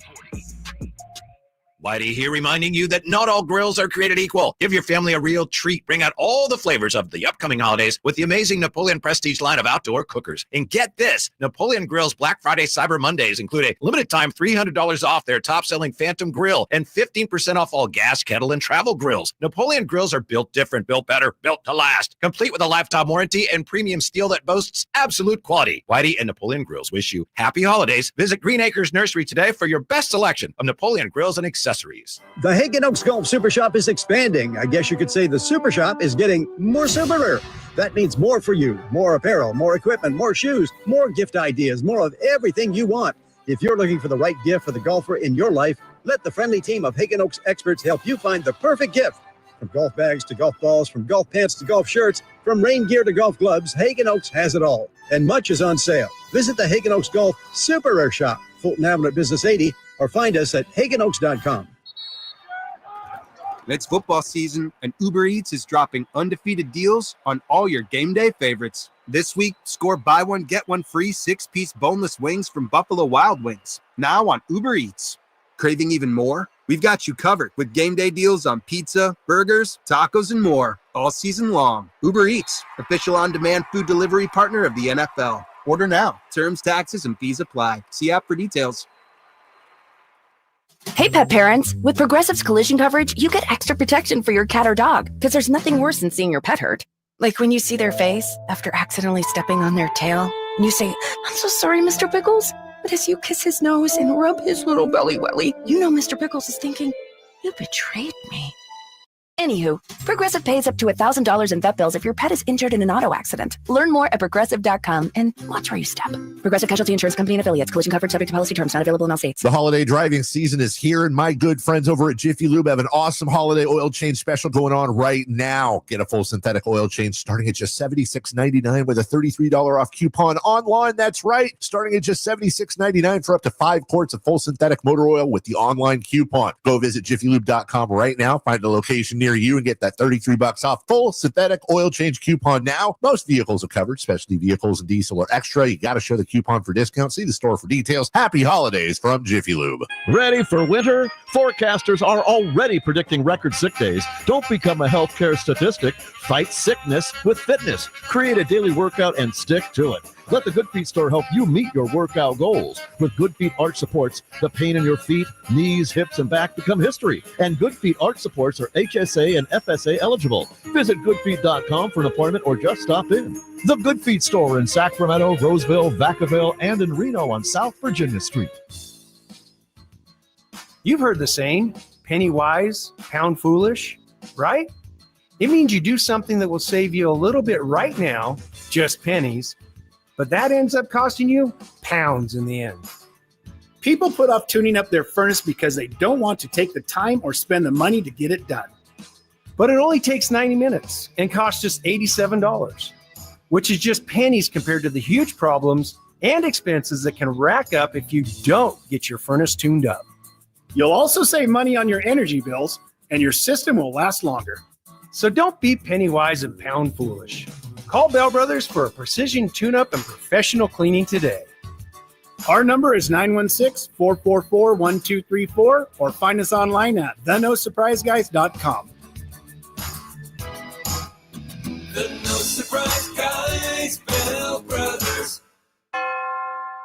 The most wonderful time of the year has officially begun at Fasteners Inc. Tool Outlet in Sacramento. This is the sale you've been dreaming of, with holiday hits on every aisle. 12 full days of unbeatable prices on only the best Makita products in town, and much, much more. Free batteries with tools, free tools with batteries, and bare tools starting at just $99. So check us out at 6701 Power Inn Road in Sacramento, or shop our Christmas deals online at fastenersinc.net. Fasteners Inc. Tool Outlet. Better tools, better prices.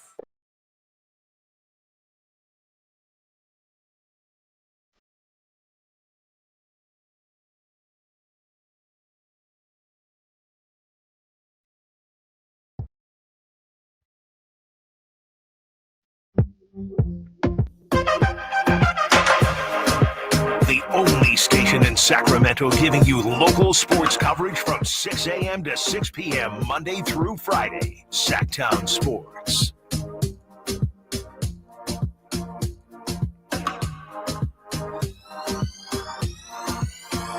Get out of here, Christopher Ladd. Christopher Ladd doing his assistant program director thing, keeping me in order. Look, there's some stuff I got to do. I got to do my job, other parts of my job other than the on-air part. Yeah, I'll get to it. You can't just leave here at 1:58 every day. Well, yes, I can. And look, I'll swing downstairs, say what's up to the sales team. Hey, looking good. Nice haircut. Hey, that new shirt. Yeah, because you have me making sure things don't fall through the cracks when you leave right after the show. That's right. That's right. I show up at what is it, 9:58, and I leave at 1:59. No, you have to guess when Steven Spielberg's birthday is. So you show up at 9:46. That's true. And I never would have guessed what the Nuggets, I guess I would say, are putting out there, or what is coming out, if you will. Look, this guy has been talked about so much, and a lot of it was nobody was interested in him. And funny enough, somebody that maybe at one point had a similar comp to him is who the Nuggets are willing to move. There were some whispers this summer about the Nuggets interested in moving this guy. I didn't expect it to be for this player, but here it is. Denver has discussed potential moves for Zach LaVine, Jordan Poole, Jonas Valanciunas, Jordan Clarkson, DeAndre Hunter, and just put Cam Johnson on every team's Christmas list. Yep. And that is from Tony Jones, who covers the Jazz and the Nuggets for The Athletic, and Sam Amick. Their interest in Zach LaVine is significant. Here it is from their Athletic piece. The Nuggets have either expressed interest in or have had preliminary trade discussions on the following players: Chicago's Zach LaVine, Jordan Poole, Clarkson, DeAndre Hunter, Cam Johnson, and Valanciunas. League sources say the focus on LaVine in recent discussions is significant. Essentially, what the Nuggets are telling us, they don't have enough offense. That's how they feel right now. As much as Peyton Watts, and look, I don't watch a lot of Nuggets games. They put up 29 in bench points against the Kings. They didn't have Christian Braun, but Christian Braun isn't specifically an offensive player. He's almost a Caruso, if you will, but I think he's a little bit more gifted offensively. But I do find a comp there. I think they had a pretty good – I think the bench – what I'm gathering, Kyle, is that the bench had a pretty good night. And I know Westbrook normally comes off the bench, but feels like the bench had a pretty good night against the Kings. Is that how it feels right now? I guess, but they weren't even that impressive. No, compared to the Kings, yeah, I guess. They had a good night, but when the Kings were playing against the bench unit, they outscored them by like 30 points. Yeah. It was when I said it yesterday, when that core group of four being Jokic, Murray, Gordon, and Westbrook, you could throw Porter in there too, because he did technically have a double-double, the quietest double-double of the season. But when those four played together, they were just obliterating the Kings, just up and down the floor. The perfect 4 minutes at the end of the game was that lineup. The 32-12 lead was with that four together. So yeah, like when it was those four playing together, they were great. The Nuggets bench put up numbers, but the Kings still, everyone was a negative, and the Kings still crushed them while they were on the floor. So why does it make sense to go for Zach LaVine versus Michael Porter Jr.? You have a couple contracts, including Michael Porter Jr., to combine to make $44.7 million, which is enough to match Zach LaVine's $43 million salary in trade talks. No team had shown significant interest in LaVine over the past year, plus before the Nuggets reported sudden surge. So obviously it's not one of one, but the Nuggets will throw in somebody else to make that money work. Zach LaVine has been off to a pretty good start this season, and Michael Porter Jr. is a guy who he's plateaued, and part of that I think is the Nuggets' fault. I think that the Nuggets, they won a championship, and in winning a championship, this is exactly what people have been, me, myself, hey, what do you want to do with Keegan Murray? I know you want him to be an all-around guy. Can he be that guy? Zach LaVine, 21 points, 21.7 points is what he's averaging in 23 games, 4.4 rebounds and 4.2 assists on 42.8% from three and 50% from the field. Michael Porter Jr., 18 points per game, 7 total rebounds, 2.8 assists per game, 51.2% from the field, and 38% from three.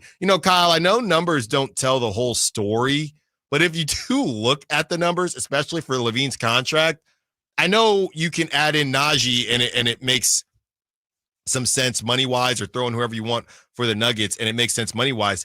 But now that I look at the numbers, am I missing something here? What do you mean? Why move off of Michael Porter Jr. for a guy who's playing a little bit better than Michael Porter Jr.? So here's who's injury prone. Michael Porter Jr., who's cheaper. Well, cheaper is a big asterisk coming along with that, because the Denver Nuggets fell in. This is my hypothesis on this, is that Denver signed Michael Porter Jr. to that giant $200 million extension. It was right before training camp in 2022. So this was the year before they won the championship. Right. When they signed Michael Porter Jr. to that extension, the big three was Jokic, Murray, and Porter, right? Then, let me think. That was 21. So 21, they traded for Aaron Gordon. Aaron Gordon was on the team at that point. But what I think changed is that come 2023, the Nuggets realized, because they had in 2022, that was the year that like everyone got hurt. Jamal Murray tore his ACL. Michael Porter Jr. had the back issues. They were running like Facundo Campazzo in a playoff series against the Warriors. Jordan Poole went crazy in that playoff series. Yeah, that was the plumber year. That was when it was Jokic and the plumbers. So what they realized the next year is that they're actually better with Aaron Gordon as the number 3 and at times the number 2 in that offense. Mm-hmm. And so at that point, they were paying essentially $40 million for a number 4. And I don't blame Michael Porter Jr. for that. They just figured out that their team plays better when Gordon is the 3 and Porter Jr. is in the like Keegan Murray role of like Keegan Murray his rookie year of sit in the corner and shoot spray threes. Mm-hmm. They figured out that was the best offense for them. Yeah. And so they just ran into the trap of we're paying $40 million for a guy who sits in the corner and shoots threes. Yeah. And all numbers aren't created equal, right? Because Zach LaVine can create and Michael Porter Jr. cannot. And I think it's really, really interesting. And I knew we were going to find our way here anyway, but people are saying if Michael Porter Jr. is available, how could the Kings get him? And they're saying, yeah, that magic name that you don't normally say. If he's talking about Voldemort, people are saying they're willing to deal him. We'll tell you who it is. And do you agree with your fellow Kings fans? I don't know if I do. Allen Stiles, Sacramento Sports.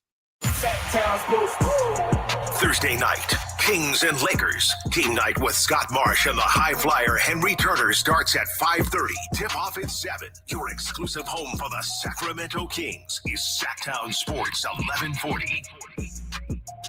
Wesley is a truck driver. I drive a truck and I love what I do. A truck driver with IRS troubles. They told me I owed them $43,000. It got really bad. Quite a few letters in the mail. They were talking about wage garnishment, coming after my house, my car. Yeah, they don't play around. I seriously thought that I was going to lose everything. One sleepless night, Wesley finally made a call to Optima Tax Relief at 2 a.m. Kind of figured I'd get a machine, but I didn't. I actually got to talk to an actual person in the middle of the night. He found just what he was looking for. Oh, they were great people. You need a team of people that know what they're doing. Optima Tax, they know what they're doing. Optima Tax Relief came through with flying colors. I saved an incredible amount of money. Happy don't even come close. I was absolutely overjoyed. Take Wesley's advice. If you're in any kind of trouble with the IRS, call Optima Tax Relief. Don't trust anybody else. Call Optima for a free consultation. Call 800-343-6460. 800-343-6460. 800-343-6460. Optima Tax Relief. Some restrictions apply. For complete details, please visit OptimaTaxRelief.com. Hey, pet parents. With Progressive's collision coverage, you get extra protection for your cat or dog, because there's nothing worse than seeing your pet hurt. Like when you see their face after accidentally stepping on their tail, and you say, "I'm so sorry, Mr. Pickles." But as you kiss his nose and rub his little belly welly, you know Mr. Pickles is thinking, "You betrayed me." Anywho, Progressive pays up to $1,000 in vet bills if your pet is injured in an auto accident. Learn more at Progressive.com and watch where you step. Progressive Casualty Insurance Company and Affiliates. Collision coverage subject to policy terms. Not available in all states. If you love to travel, Capital One has a rewards credit card that's perfect for you. With Venture X, earn unlimited double miles on everything you buy and turn everyday purchases into extraordinary trips. Plus, receive premium travel benefits like access to over 1,300 airport lounges where you just check in and chill out. Open up a world of possibilities with Capital One.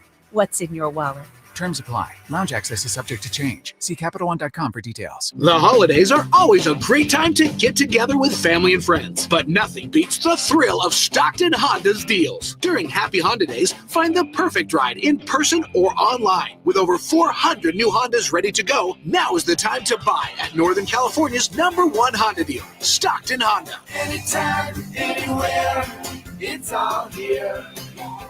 Stocktonhonda.com. Based on 2023 total new and Honda certified pre-owned vehicle car sales from American Honda Motor Company, sold on report. Taste on a whole new level at Sky River Casino in Elk Grove. Enjoy the height of hospitality, whether you're craving an upscale steakhouse, authentic Chinese hot pot and dim sum, or having a refreshing beverage while watching the game. Visit skyriver.com today. Gambling problem? Call 1-800-GAMBLER.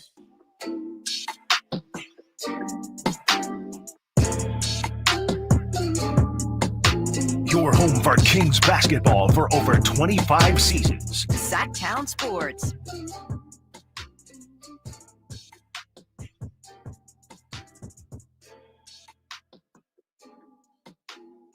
discussing what's happening around the NBA. Spent a lot of time on De'Aaron in the first hour, and we will get back to De'Aaron in hour number 3 in the 12 o'clock hour. Kyle, you said this beautifully during the break. I mean, you look at the contracts. Numbers-wise, they're not very different. But again, I think that Zach LaVine can create for himself. He can do a lot of different things that Michael Porter Jr. just can't do right now. And it is what it is. So the whole issue with Zach LaVine was the contract. But as you said, if you're overpaying already for somebody, you might as well continue to overpay for somebody and feel like you're going to get more back. $35.8 million is what they're paying for Michael Porter Jr. That goes up to $38 million next season, and then $40.8 million after that when he will be 28. And Michael Porter Jr., if you can throw in another contract and you get Zach LaVine now, Zach LaVine off to a good start. Like I said, numbers-wise, doesn't look incredibly different than Michael Porter Jr., but they feel like they're going to get something that they're not getting with MPJ, and give another scoring option to Jokic and the crew. And if you are the Bulls, hey, Michael Porter Jr., we know it's a little late. We know you're already 26 now, but you'd have an opportunity to cook a little bit more and not just sit in the corner and just shoot threes. The 209 on the text line says the Kings better get in on Michael Porter Jr. I really hope they do. I will say that. That is not what they said, but let's just say that they said, I really hope they do. And Russell on the SAC chat is saying Michael Porter Jr. for Keegan Murray. I would give up Keegan Murray for MPJ so fast. I'd have to look at MPJ's defense a lot more than I have in the past. I don't know if I'm doing that. I don't know. And to Kyle's point, we were talking during the break, how could some of this be Michael Porter Jr. as a personality? We know he's got a podcast. He can say some bizarre things. I have no clue if that has anything to do with it. But out of all the people I can take a chance on, if I am moving off of Keegan Murray, it is not. It is not. It is absolutely not going to be Michael Porter Jr., who I think is very similar to Keegan Murray right now. Yeah. He doesn't create for himself. I know he's averaging more points, but he probably shoots more. I don't feel like he plays as good a defense. He's a one-trick pony. So I'd take a chance on possibly the Kings' one-trick pony and see what happens there. I'm not going to trade away Keegan Murray for Michael Porter Jr. That ain't happening. We just got done with the Nuggets playing the Kings earlier this week. Yeah. Super close game. Both teams have the same offensive rating this year. Michael Porter Jr. is the number 5 on the Nuggets, and Keegan Murray's the number 5 on the Kings. Like they're maybe they're not the same player, but they're value-wise bringing the same thing to teams that literally have the same efficiency rating this year, the same offensive rating. So I don't understand what upgrade you're making, especially when you'd have to throw in Herter and Lyles just to even make the money work. And what's interesting is Keegan is shooting so poorly that we could say he's having such a bad offensive year. It's almost as if you can't count it in these conversations, because then then you could trade him for anybody. Then you would say, okay, well, if you're doing it based on who's playing better this season, there's a laundry list of players that you could have over Keegan Murray. But we're not doing that. That's the same as taking, the same way. And I know it is actually an interesting conversation, higher ceiling Keegan Murray or Brock Purdy. I would say Keegan, but that's in a conversation for a different day. A lot of people want to take Sam Darnold over Brock Purdy. Let's take the money out of it. We just saw Brock and Sam Darnold kind of go at each other. I think Brock has a higher ceiling. But even if I don't know for sure, I would rather see than what I know I have. Michael Porter Jr. at 26 years old, and I know he's not old, right? I'm not saying he's old, but I don't know that I can trust that what is Michael Porter Jr. going to be? Who has a higher ceiling right now? Michael Porter Jr. or Keegan Murray? Well, I think that point doesn't matter because then if they're bringing you the same value now and you project the ceiling's going to be higher, Michael Porter Jr. is already making $35 million for the next 3 years. What's great about having Keegan is you don't have to pay him that much money and you can have him for longer. He's younger and cheaper than Michael Porter Jr. at this point. And I don't think, maybe people think Michael Porter Jr. is just being pigeonholed with the Nuggets, and I could hear that conversation. Maybe. But I mean, I'm kind of laughing. But I would say this: Jamal Murray missed plenty of games. I know he's not. That's the thing. He's not really a ball handler. So nowadays, if you're going to overpay for somebody, it's hard to overpay for a guard ball handler, a non-forward guard hybrid that can't handle the ball. But let me say this, going back to what I said last segment. If the Nuggets drew the conclusion that we're a better team with Aaron Gordon as our number 3 instead of Michael Porter Jr., and they won the championship, what does that say about the player Michael Porter Jr. is? Yeah. If the Nuggets are looking at this and saying, you need to be guy who sits in the corner, shoots threes, and grabs rebounds, Aaron Gordon needs to be the guy who's mixing it up inside and sometimes handling the ball and doing all of that. I mean, maybe you could say his career will blossom, but I was laughing at this while sitting in the trade dungeon. Are you saying his career is going to blossom with a roster that would be Lonzo Ball, Michael Porter Jr., Patrick Williams, Kobe White, potentially Nikola Vucevic, Josh Giddey, and Jalen Smith on the Chicago Bulls? I guess you're willing to take a chance, but that is not a league pass team for me. No, it just looks like a team with an amalgamation of guys that didn't work on their previous teams. It looks like a land of misfit toys who are getting ready to be moved again. Yeah, not even to mention Chris Duarte. So you would have a team that, let's say Vucevic gets traded for for another misfit on another team. Yeah. You would have Lonzo Ball, Michael Porter Jr., Patrick Williams, Kobe White, Jalen Smith, Josh Giddey, and Chris Duarte, and saying that's going to help their development. I think that's a tanking team. That's a team that's getting ready to gear up to tank in the draft. So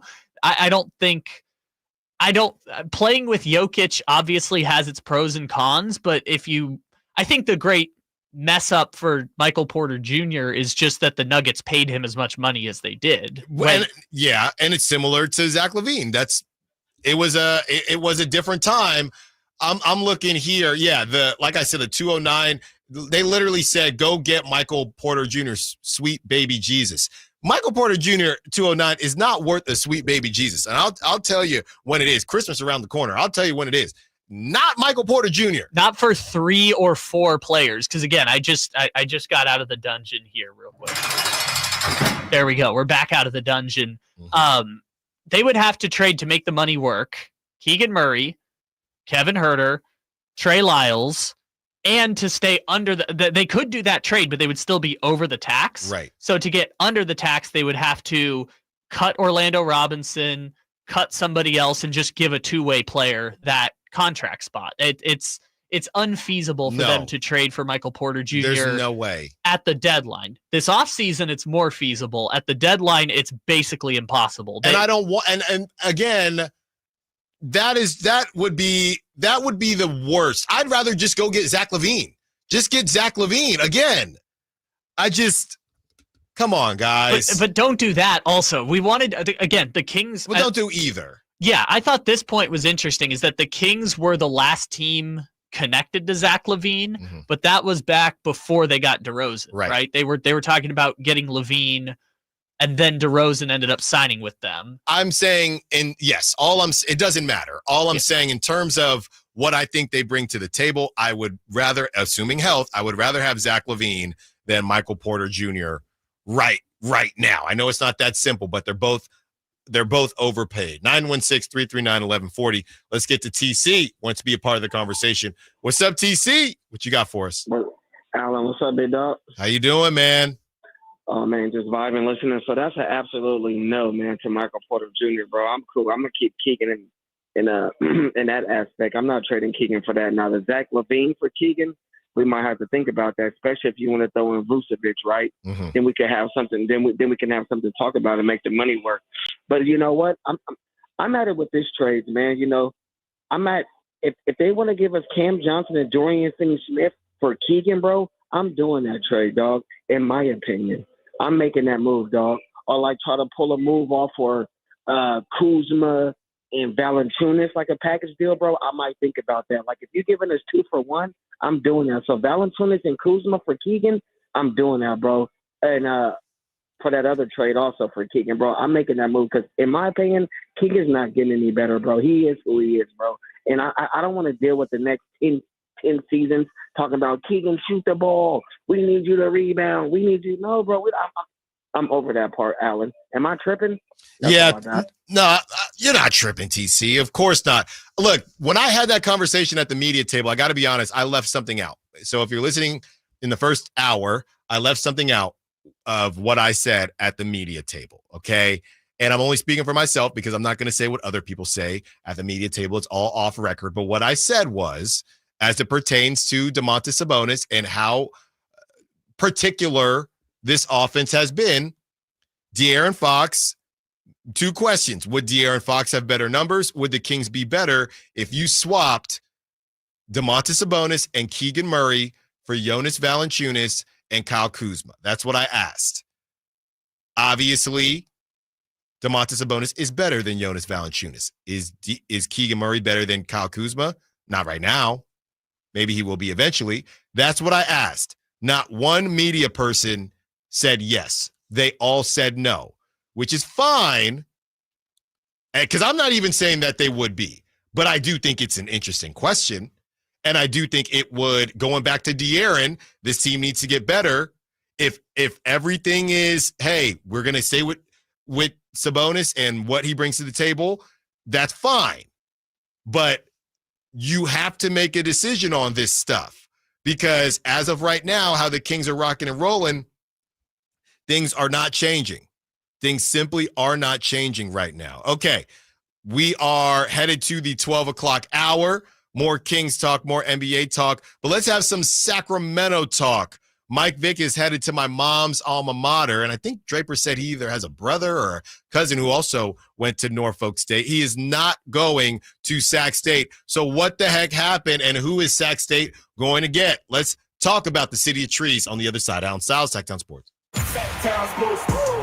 Thursday night, Kings and Lakers. Game night with Scott Marsh and the high flyer Henry Turner starts at 5:30. Tip off at 7. Your exclusive home for the Sacramento Kings is Sacktown Sports 1140. Welcome to TGL, presented by SoFi. Golf's newest league, live on ESPN and ESPN Plus. It's 2 hours of hammer-dropping, overtime forcing, layouts on the line golf. Tiger, Rory, and more of the best from the PGA Tour split into 6 teams. Learn more at TGLGolf.com and tune into the inaugural season beginning January 7th. Keep up, it's golf. Lowe's knows that to win the job, pros need the best prices. That's why only at Lowe's, MVP's Pro Rewards members can get a volume discount on eligible orders as low as $1,500 at the Pro Desk. That means you get the prices you need to start any job, small or large, because Lowe's knows pros.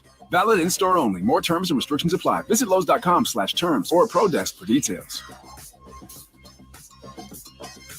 Hey, what's up, everybody? It's your boy Drapes, Kyle Draper for Mercedes-Benz of Stockton. I've had my all-electric SUV for a little more than a year, and I continue to love it day after day. In fact, me and my daughter, we were just on vacation not too long ago, and we rented a car while we were on the trip, and my daughter said, Dad, I like your car better. I turned to her and said, honey, you know what? I like it better as well, and I couldn't wait to get back home to my Mercedes-Benz EQS SUV. You know, at Mercedes-Benz of Stockton, they are more than just a dealership. They're a partner you can trust throughout the entire ownership of your luxury vehicle. Whether it's a refined C-Class or a versatile SUV lineup, your perfect Mercedes-Benz is there waiting for you. Plus, right now, you can enjoy 3.24% APR for up to 72 months on certified pre-owned models on approved credit. Mercedes-Benz of Stockton is your trusted partner in luxury and reliability. And they've been doing it for more than 30 years. So head on down right now to Mercedes-Benz of Stockton or online anytime at mbofstockton.com.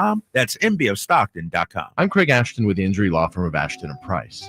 It may sound contradictory for a personal injury firm to wish you a safe holiday season, but we at Ashton & Price wish that no one has to suffer an injury in an automobile collision. But if you're an accident injury victim, you can lean on Ashton & Price to do all the legal legwork and introduce you to the best medical care providers in the area. So during this holiday season, you can focus on your health and your family. So from all of us at Ashton & Price, we advise you to have the happiest and safest of holidays. Remember, for the best advice, don't think twice. Call Ashton & Price.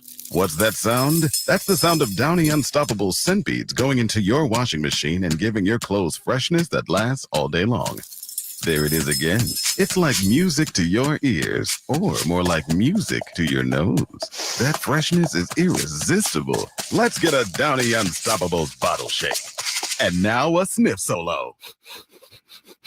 Nice. With Downy Unstoppables, you just toss, wash, wow, for all-day freshness. Lowe's knows how to help you save time and money, no matter the job. That's why we can deliver supplies to your job site as soon as same day, so you have more time to get the job done. Because when you need it fast, we've got you covered. Lowe's knows pros. Valid on eligible in-stock orders and select zip codes, placed by 2 p.m. for same-day delivery by 8 p.m. Subject to driver availability. Fees vary based on purchase. More terms apply. See Lowe's.com/same-day delivery for details. It's Capital Casino, Sacramento's #1 poker room. And guess what? Primetime football is back. Capital Casino is giving away $500 per game in high hand bonuses for every Sunday, Monday, and Thursday night primetime game. As always, offering the best food, the best service, and the best action with the most variety of games in the region, conveniently located in downtown Sacramento. So check them out, Capital Casino, and always remember to gamble responsibly. 1-800-GAMBLER. KHD1 Sacramento, KYMX HD3 Sacramento. From the Power Business Technology Toshiba Studios. This is Sacktown Sports, 1140.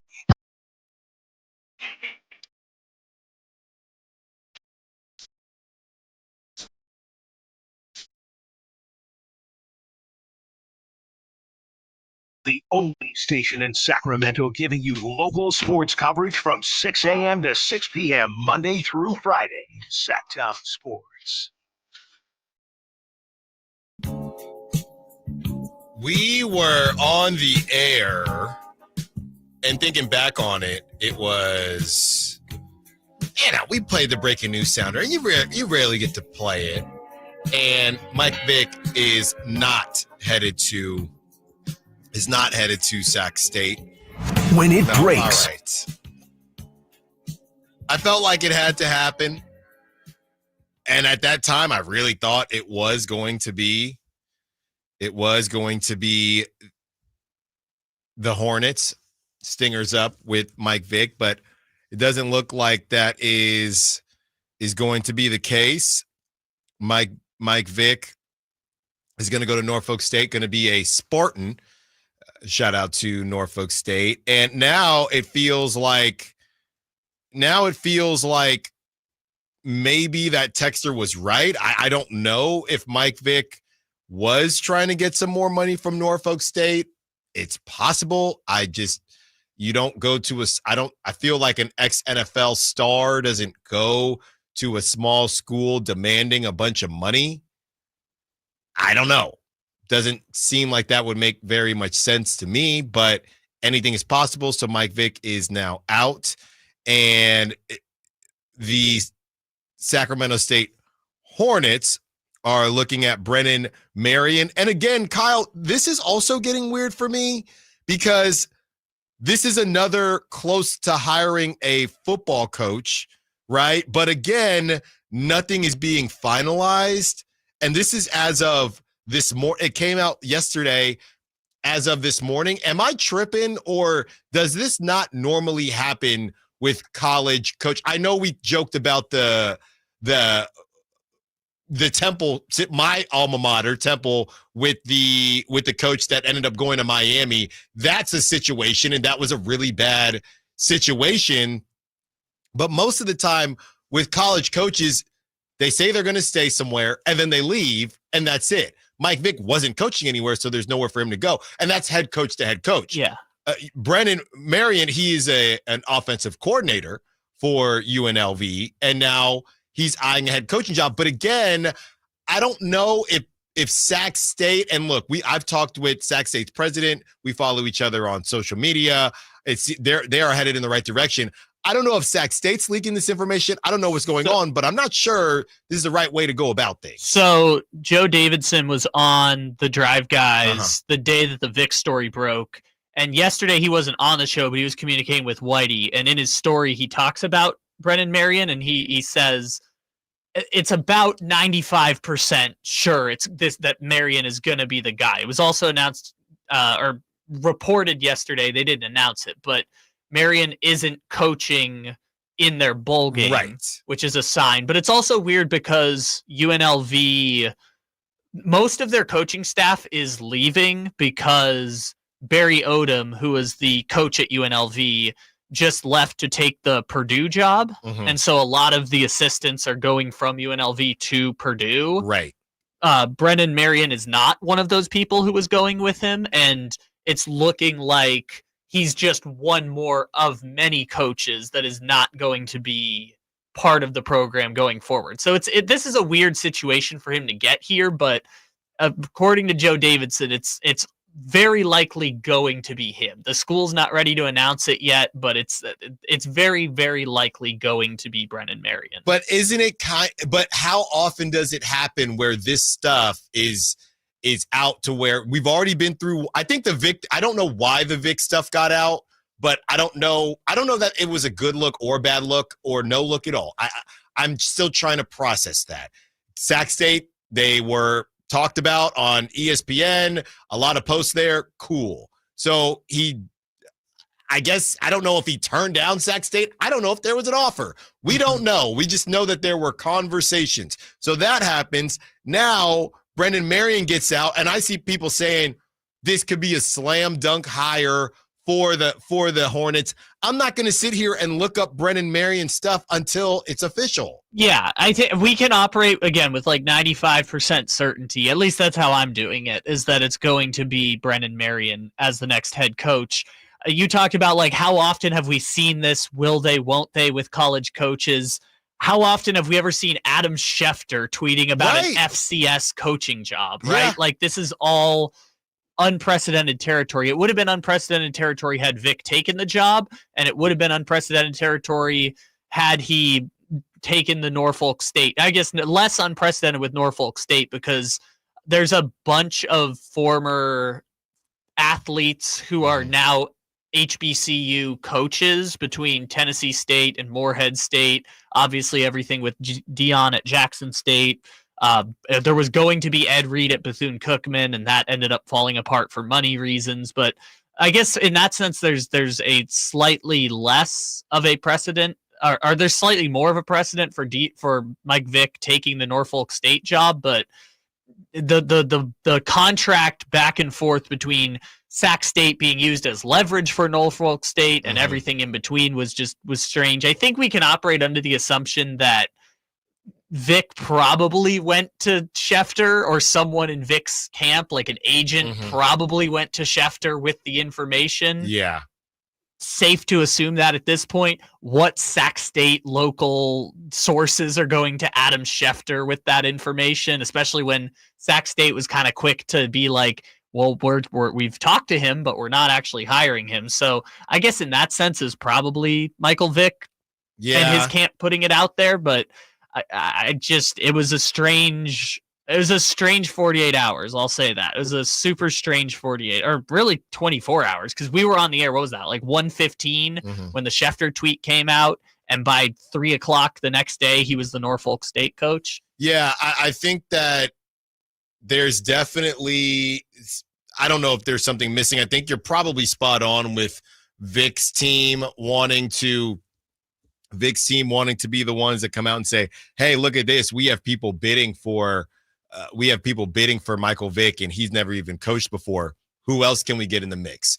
And then when it turned into Mike Vick choosing between his home state of Norfolk State, where he can probably recruit like nobody else, where he's going to need that help, especially because he hasn't coached before, or going to Sac State, even if Sac State paid him more money, it probably was just easier to just go to Virginia, or go to Norfolk State and just do it that way. And just, hey, it is what it is. We just wanted to throw it out there, see if anybody else is interested. I'm assuming, Sac State came to us. Oh, shoot. Hey, Shefty, Sac State's coming to us. Maybe if Shefty tweets us out, other teams would come to us. They waited a little bit. Nobody else came to them. Let's go to Norfolk State. Yeah, and I don't want to say, because we don't know why Michael Vick put it out there, that or we believe Michael Vick put it out there with Adam Schefter that the Sac State job was interested in him. I don't know what his reasons were.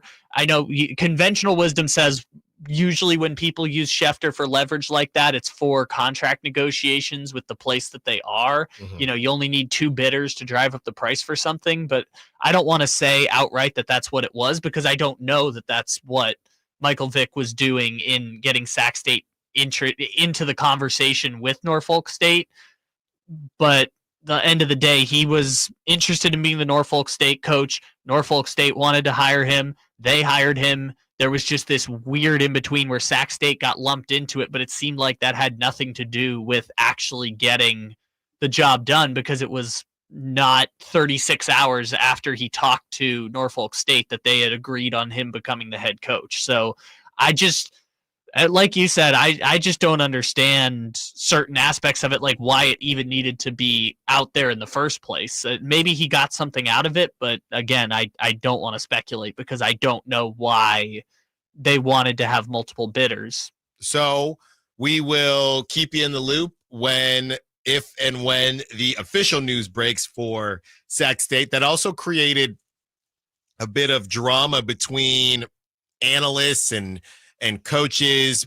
Adam Schefter, was reporting about the Sac State $51 million in NIL. Doug Gottlieb tried to call BS. Adam Schefter says this was reported even before the Michael Vick stuff, and Doug Gottlieb just wasn't really letting it go. Adam Schefter decided that he had time today, as the kids say, and looked up Doug Gottlieb's record, as he is not an analyst right now. He is a head coach, and Doug Gottlieb himself, I think the reason he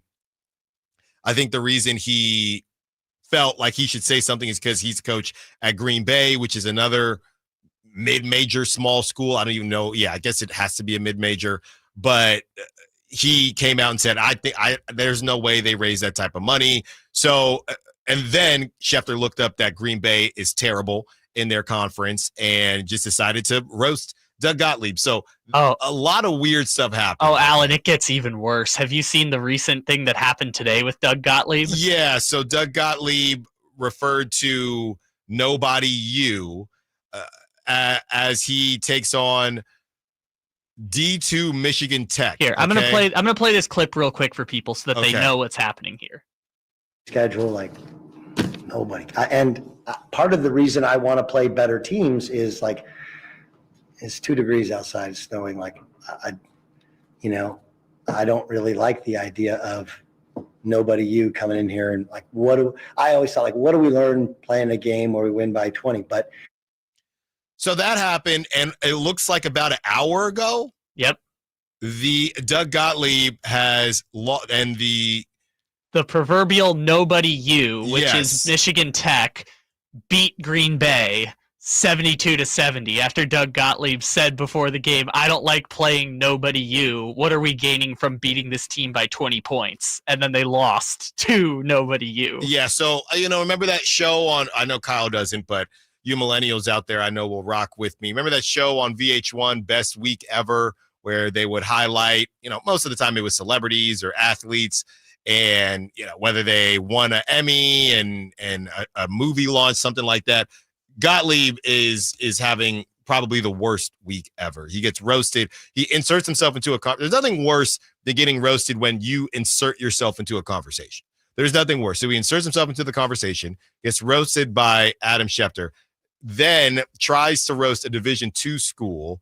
Okay, like, no disrespect, like Green Bay is some powerhouse. All right. And he's saying, it's cold outside. We don't want to go out and play. Nobody, you were trying to get better. Then they lose to a Division II school. So Gottlieb is having a rough go. The team defense for the Sacramento Kings, they've had rougher goes. They're not terrible, but that three-point defense, man, that's been rough. Let's hear from De'Aaron Fox on the Draymond Green podcast on the other side about the Kings team defense. Allen Stiles, Sacktown Sports. Thursday night, Kings and Lakers. Game night with Scott Marsh and the high flyer Henry Turner starts at 5:30. Tip-off at 7. Your exclusive home for the Sacramento Kings is Sacktown Sports 1140. What's up? We're talking to Chad Hoblet of Hoblet Dodge Chrysler Jeep Ram in Woodland. What's happening, Chad, for the wrap-up the year sales event? Well, I can't believe we made this work. I had to double check to make sure it was legit. But right now you can lease a new 2024 Dodge Hornet RT plug-in for as low as $5 a month plus tax for 24 months with $49.95 due at signing. Oh, sorry, I must have misheard you. Did you say $5 a month? I know, it's crazy. But for less than the cost of a cup of coffee each month, you can be driving around a brand new Dodge Hornet. But this $5 a month deal can't last long. Yeah, I can see why. If you want a new car with a monthly payment half the price of a fast food meal, you better hurry to Hoblet Dodge in Woodland. Search, select, and save through their whole inventory at HobletDodge.com. Unbeatable prices, unbeatable selection. Nobody beats Hoblet, period. $5 for 24-month lease offer before tax and license. Must be a California West Business Center resident. Rebates include $6,500 SFS hybrid electric federal tax credit, subject to change without notice, and $2,500 West BC lease cash. $49.95 due at signing. 10,000 miles per year with 30-cent fee per mile over. Tax and license extra for this net savings. Sample VIN A13914.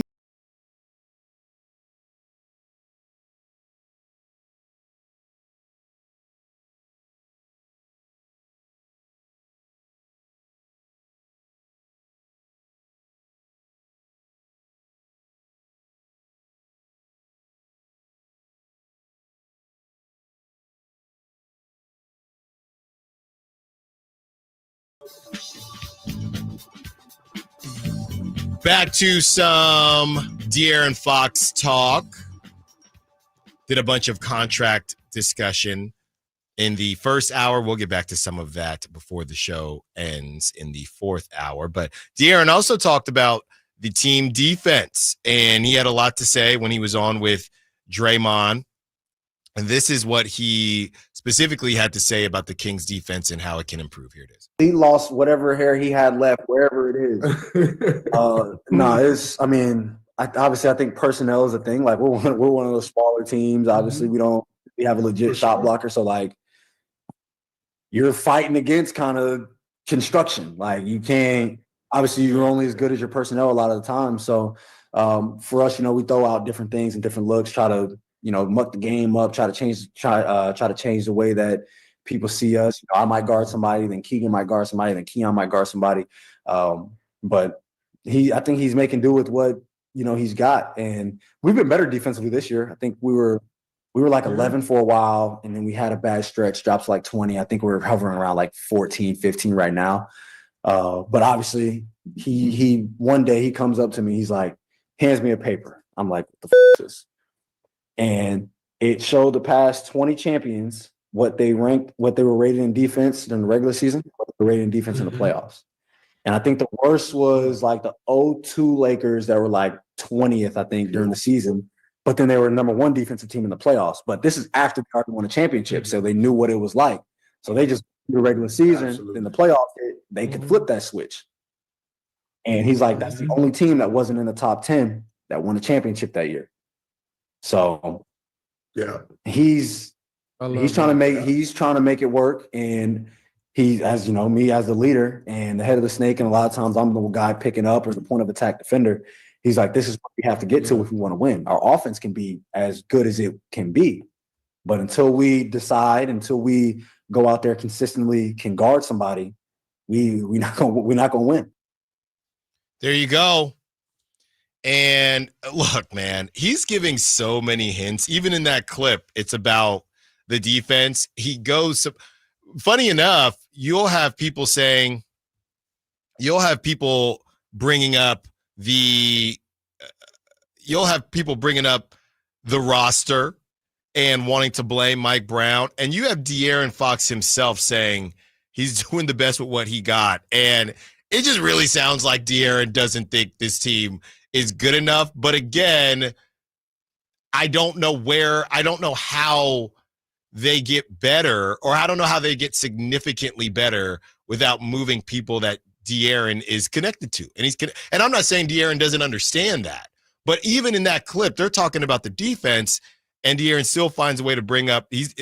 Mike Brown, it's not really Mike Brown. He's doing the best with what he's got, right? So that's just fascinating to me. It kind of just took me away from what they were actually talking about. The stat nerd in my head wants to know what are the rankings of the top 20, the last 20 champions. I want to see the list now. I want to see what the list was for the top 20 champions. Right. And they have been better, and they're going to continue to get better, we hope, as we have talked so much about net rating this season and offensive defensive rating. Let's see here. The Kings right now, they're still sitting at 14th in defensive rating. I mean, the issue has really been this is maddening. If I told you to start this, and this is why, as much as I just said, the roster thing is not on Mike Brown, this is why we're in a tough spot. Because if I told you that the Kings had a defensive rating of 14 and an offensive rating of 6 going into the season, and a net rating, let's see here, a net rating of 11, right? So they're not top 10, but 6 for offensive rating, 14 for defensive rating.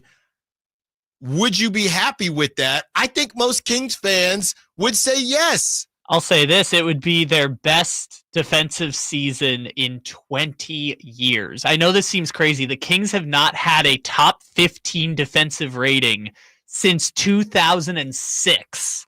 So this 14th in defensive rating reflects the best defensive season the Kings have had in damn near 20 years. And I know part of that issue here, is the 3-point situation, right? And their inability to defend. They are either last or second to last in 3-point difference, but defense as a whole, they've gotten better, but they're not winning games. So that's a problem. Again, if it looks like a team is underachieving, the coach is always going to get brought up. Even if people like De'Aaron are saying he's doing the best with what he's got. That's rough. Well, Allen, we talked about it yesterday. 2-8 in one-score games. The Kings have had how many games where they lose? We went through it yesterday. They've had 14 losses, and 7 of them are by 3 or 4 or fewer points. They're losing these close games that, in theory, if they win half of those games, they're an above 500 team right now. And I think a lot of the panicking that some people are doing probably isn't as intense, because if they win 3 more games, they're the 7th. If they win 3 of those games that they lose, they're the 7th seed in the Western Conference. They're 11th in net rating. You feel like they're an above average team that's made improvements over where they were last year. So you have guys that are essentially doing pretty well. And again, they're 11 and they missed Malik Monk for what? 6-7 games? And they played a couple games without Malik Monk, DeMar DeRozan, and Domantas Sabonis, who never misses games. And no Kevin Huerter, and no Trey Lyles. No Trey Lyles. So this is one of the most confusing teams I think you can put together in recent memory. With all that being said, I still feel fairly confident saying this team isn't good enough to win a championship. Well, yeah, but there's nothing they can do to be good enough to win a championship right now. They should be better. Yeah. Which is funny because you still would have to. It's funny because they win those games that you just said. Let's say, what was it? It's 7 one-score games. 7 that are 4 points or fewer. I think it's 5 one-score games and 7 that are 4 points or fewer. Let's say they won those. Let's say they won all of those games. How much differently are we actually looking at the team? Oh, we're treating them like what was it 2 years ago where the Vikings went like 11-0 in one-score games, right? And then they were like 13-4 and they lost to the Giants in the playoffs. We'd be treating it like them. It's like, yeah, they're good, but we'd be looking at the numbers the other way. We'd be like, well, if you look at their net rating and you look at their defensive rating and their offensive efficiency, they're actually not as good as the 19-9 record suggests. It's like, yeah, we're doing that to them instead of this version, which is we're not good enough, but also we're better than the record suggests. So you would still need to make a move, right? It's funny that your team can be completely, and I guess that's why those are coin flip games, and you feel better after a W, but I don't know that this team could be 7 games better than it is right now, and I'm not sure that anybody would say, oh yeah, this team is good. You would still have to make a move. Because it goes back to that point of the Kings are not, the difference between a championship level Kings team and the team we have now, the difference between that is not whether DeMar DeRozan catches a pass from Sabonis Monday night, right? Yeah. They're the same team that played that 59.5 minutes or 47.5 minutes, and then they happen to give up a bucket at the end of the game, and DeMar DeRozan dropped a pass, and so now they lose that game. They're no closer to a championship or better than, they're no different of a team just because DeMar DeRozan dropped a pass. Their record is different, but the team itself is no different because of them losing a 1-point game. On the other side, let's get into some quarterback talk. Michael Penix, it is time. That escalated quickly. What to do with Kirk Cousins, Caleb Williams. Should he start throwing some interceptions? And how does this all come back to Brock Purdy and Sam Darnold? Allen Stiles, Sacktown Sports. Thursday night, Kings and Lakers. Game night with Scott Marsh and the high flyer Henry Turner starts at 5:30. Tip off at 7. Your exclusive home for the Sacramento Kings is Sacktown Sports 1140. Hey everyone, it's Ted from Consumer Cellular, the guy in the orange sweater, and this is your wake-up call. If you're paying too much for wireless service, you don't have to keep having that nightmare. Consumer Cellular has the same fast, reliable coverage as the leading carriers for less. And for a limited time, new customers receive their second month free when they sign up and use promo code SECONDFREE by January 26th. So why keep spending more than you have to? Seriously, wake up and call 1-888-FREEDOM or visit consumercellular.com. Taxes, fees, and other third-party charges will apply. See website for additional details. Wesley Financial Group is not a law firm. Are you a victim of the timeshare trap and think there's no way out? I'm Chuck McDowell, founder of Wesley Financial Group, the original timeshare cancellation expert. And I'm here to tell you that there is a way out. All you need to do is give my office a call. I will send you a timeshare exit information kit absolutely free, explaining how the timeshare industry works and your options for cancellation. Call Wesley now for your free info kit. Call 800-881-4242. 800-881-4242. Tom's Watch Bar, your ultimate sports watching destination for all Kings games, hosted live by Sacktown Sports. With 360-degree viewing, surround sound, premium food and drink, and game day vibes that match being at the game, Tom's Watch Bar is the ultimate game day experience for all Sacramento Kings fans. It's time now for your 49er injury report, brought to you by the offices of J.G. Winter Law. In the game versus Los Angeles, the 49ers got back 2 key defensive players in defensive end Nick Bosa and linebacker Dre Greenlaw. Greenlaw, however, experienced Achilles soreness and played little in the second half. Also, safety Javier Brown left in the second half with a groin injury. Niners lose 12-6 to Los Angeles and fall to 6-8 on the year. Next up for the 49ers, it's Miami. Serious accident. You deserve the law offices of Jeremy Winter. 877-637-3237. Jeremy lost his mother in a car accident and knows firsthand the pain caused by tragedy. That is why he became an attorney to fight for others who are going through a tragedy. If you've been seriously injured in an accident, you deserve more. You deserve better. You deserve Jeremy Winter. 877-637-3237. Sacramento's premier country music festival, Country in the Park, is coming back May 16th and 17th at Cal Expo with Bailey Zimmerman, Billy Currington, Cole Wetzel, Nate Smith,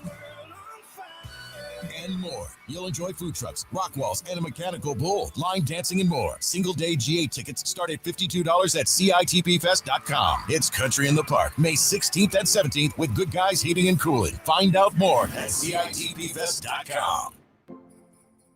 Hey, what's up, everybody? It's Kyle Draper from Mercedes-Benz of Stockton. You know I'm a huge fan of their SUVs and sedans, but they also have a huge Vans fleet center. Listen up, business owners. Now is the perfect time to take advantage of tax deductions. They have the perfect van to power your fleet, including the new fully electric e-Sprinter alongside their very reliable diesel options. And even if you aren't a business owner, let's say you just want one for personal reasons. Maybe you want to go out on the town with the fellas or with the ladies, or maybe you want to take the kids on a road trip. Well, their vans are fully customizable. So check out Mercedes-Benz of Stockton right now. You can choose from their dependable diesel models or even go all electric with the new e-Sprinter. So head on down to Mercedes-Benz of Stockton right now and check out their fleet center. Or, of course, you can go online at mbfstockton.com. That's mbfstockton.com. Seasons change, but if you hope to stay healthy, your body needs to stay active year-round, whether that's in the gym or on the trail or at work, and that's where the Good Feet store can help. Good Feet's personalized arch support system supports all 4 arches, relieving pain in your feet, knees, hips, and back. And Good Feet arch supports are HSA and FSA eligible. Visit goodfeet.com for an appointment or stop in for a free fitting. The Good Feet store in Sacramento, Roseville, Vacaville, and in Reno on South Virginia Street. When it's cold and rainy outside, Bonnie is leading the way home. Right now, stay warm and cozy with a full furnace tune-up, just $59. Plumbing, sewer, electrical, heating, and air. Schedule an appointment today at Bonnie.com.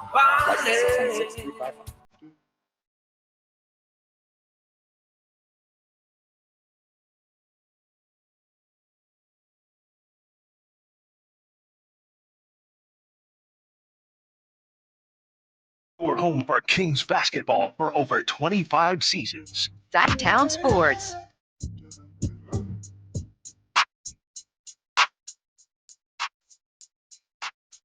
Halfway through our number 3.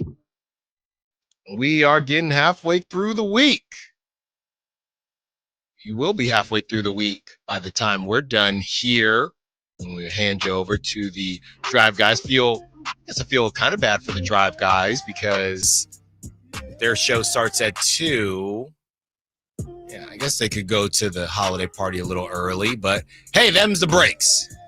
You know, they get to leave early all the time with the football games and Kings games, so I don't feel that bad for the Drive Guys. I will eat some hors d'oeuvres in their honor, as we have been talking a lot about the Kings and De'Aaron Fox, who was on the Draymond Green podcast. We are moving back and forth between Kings and Niners and the NFL. The NFL, I know yesterday was filled with the Kings talk because of that great/terrible Nuggets game where the Kings really ripped our hearts out. But there were some NFL games being played too, and there's some fallout from those NFL games. Kirk Cousins, who the Atlanta Falcons got a lot of flack for bringing in to begin with, are now moving to Michael Penix in the midst of I think the NFC South is still in reach for the Falcons. That thing is a mess. And the whole discussion and the whole decision for the Falcons, none of this makes sense. Drafting Michael Penix didn't make sense. Kirk Cousins regressed, I think, right in front of our eyes. They have so many weapons out there with the Falcons. They still do pretty well as far as it feels like fantasy-wise is concerned. Besides Kyle Pitts, you're still getting a lot of Kirk Cousins have some crazy games, but as of late, they've kind of been Peyton Manninging it, if you will, where they've been winning in spite of Kirk Cousins. Doesn't make a ton of sense. And Atlanta said enough is enough. We thought that Michael Penix might be a conversation at the end of the season, or I believe it was a multi-year deal, of course. So at the end of maybe season 2 or maybe halfway through season 2, Atlanta's ready to move on. And it kind of makes Atlanta look like they don't know what they're doing. Or it makes them look like they really knew what they were doing, right? Because you sign Kirk Cousins, you bring Kirk Cousins in, you still draft a QB just in case you're wrong on Kirk Cousins. Kind of just feels like they were just okay with being wrong about Kirk Cousins. So 2024, he makes $12.5 million. Next season, he makes $27.5 million. There's a potential out after the 2025 season. Then he makes $35 million and $35 million again at 38 and 39 years old, coming off of an Achilles injury. So what happens next? Do they move off of Kirk Cousins? I'm not sure.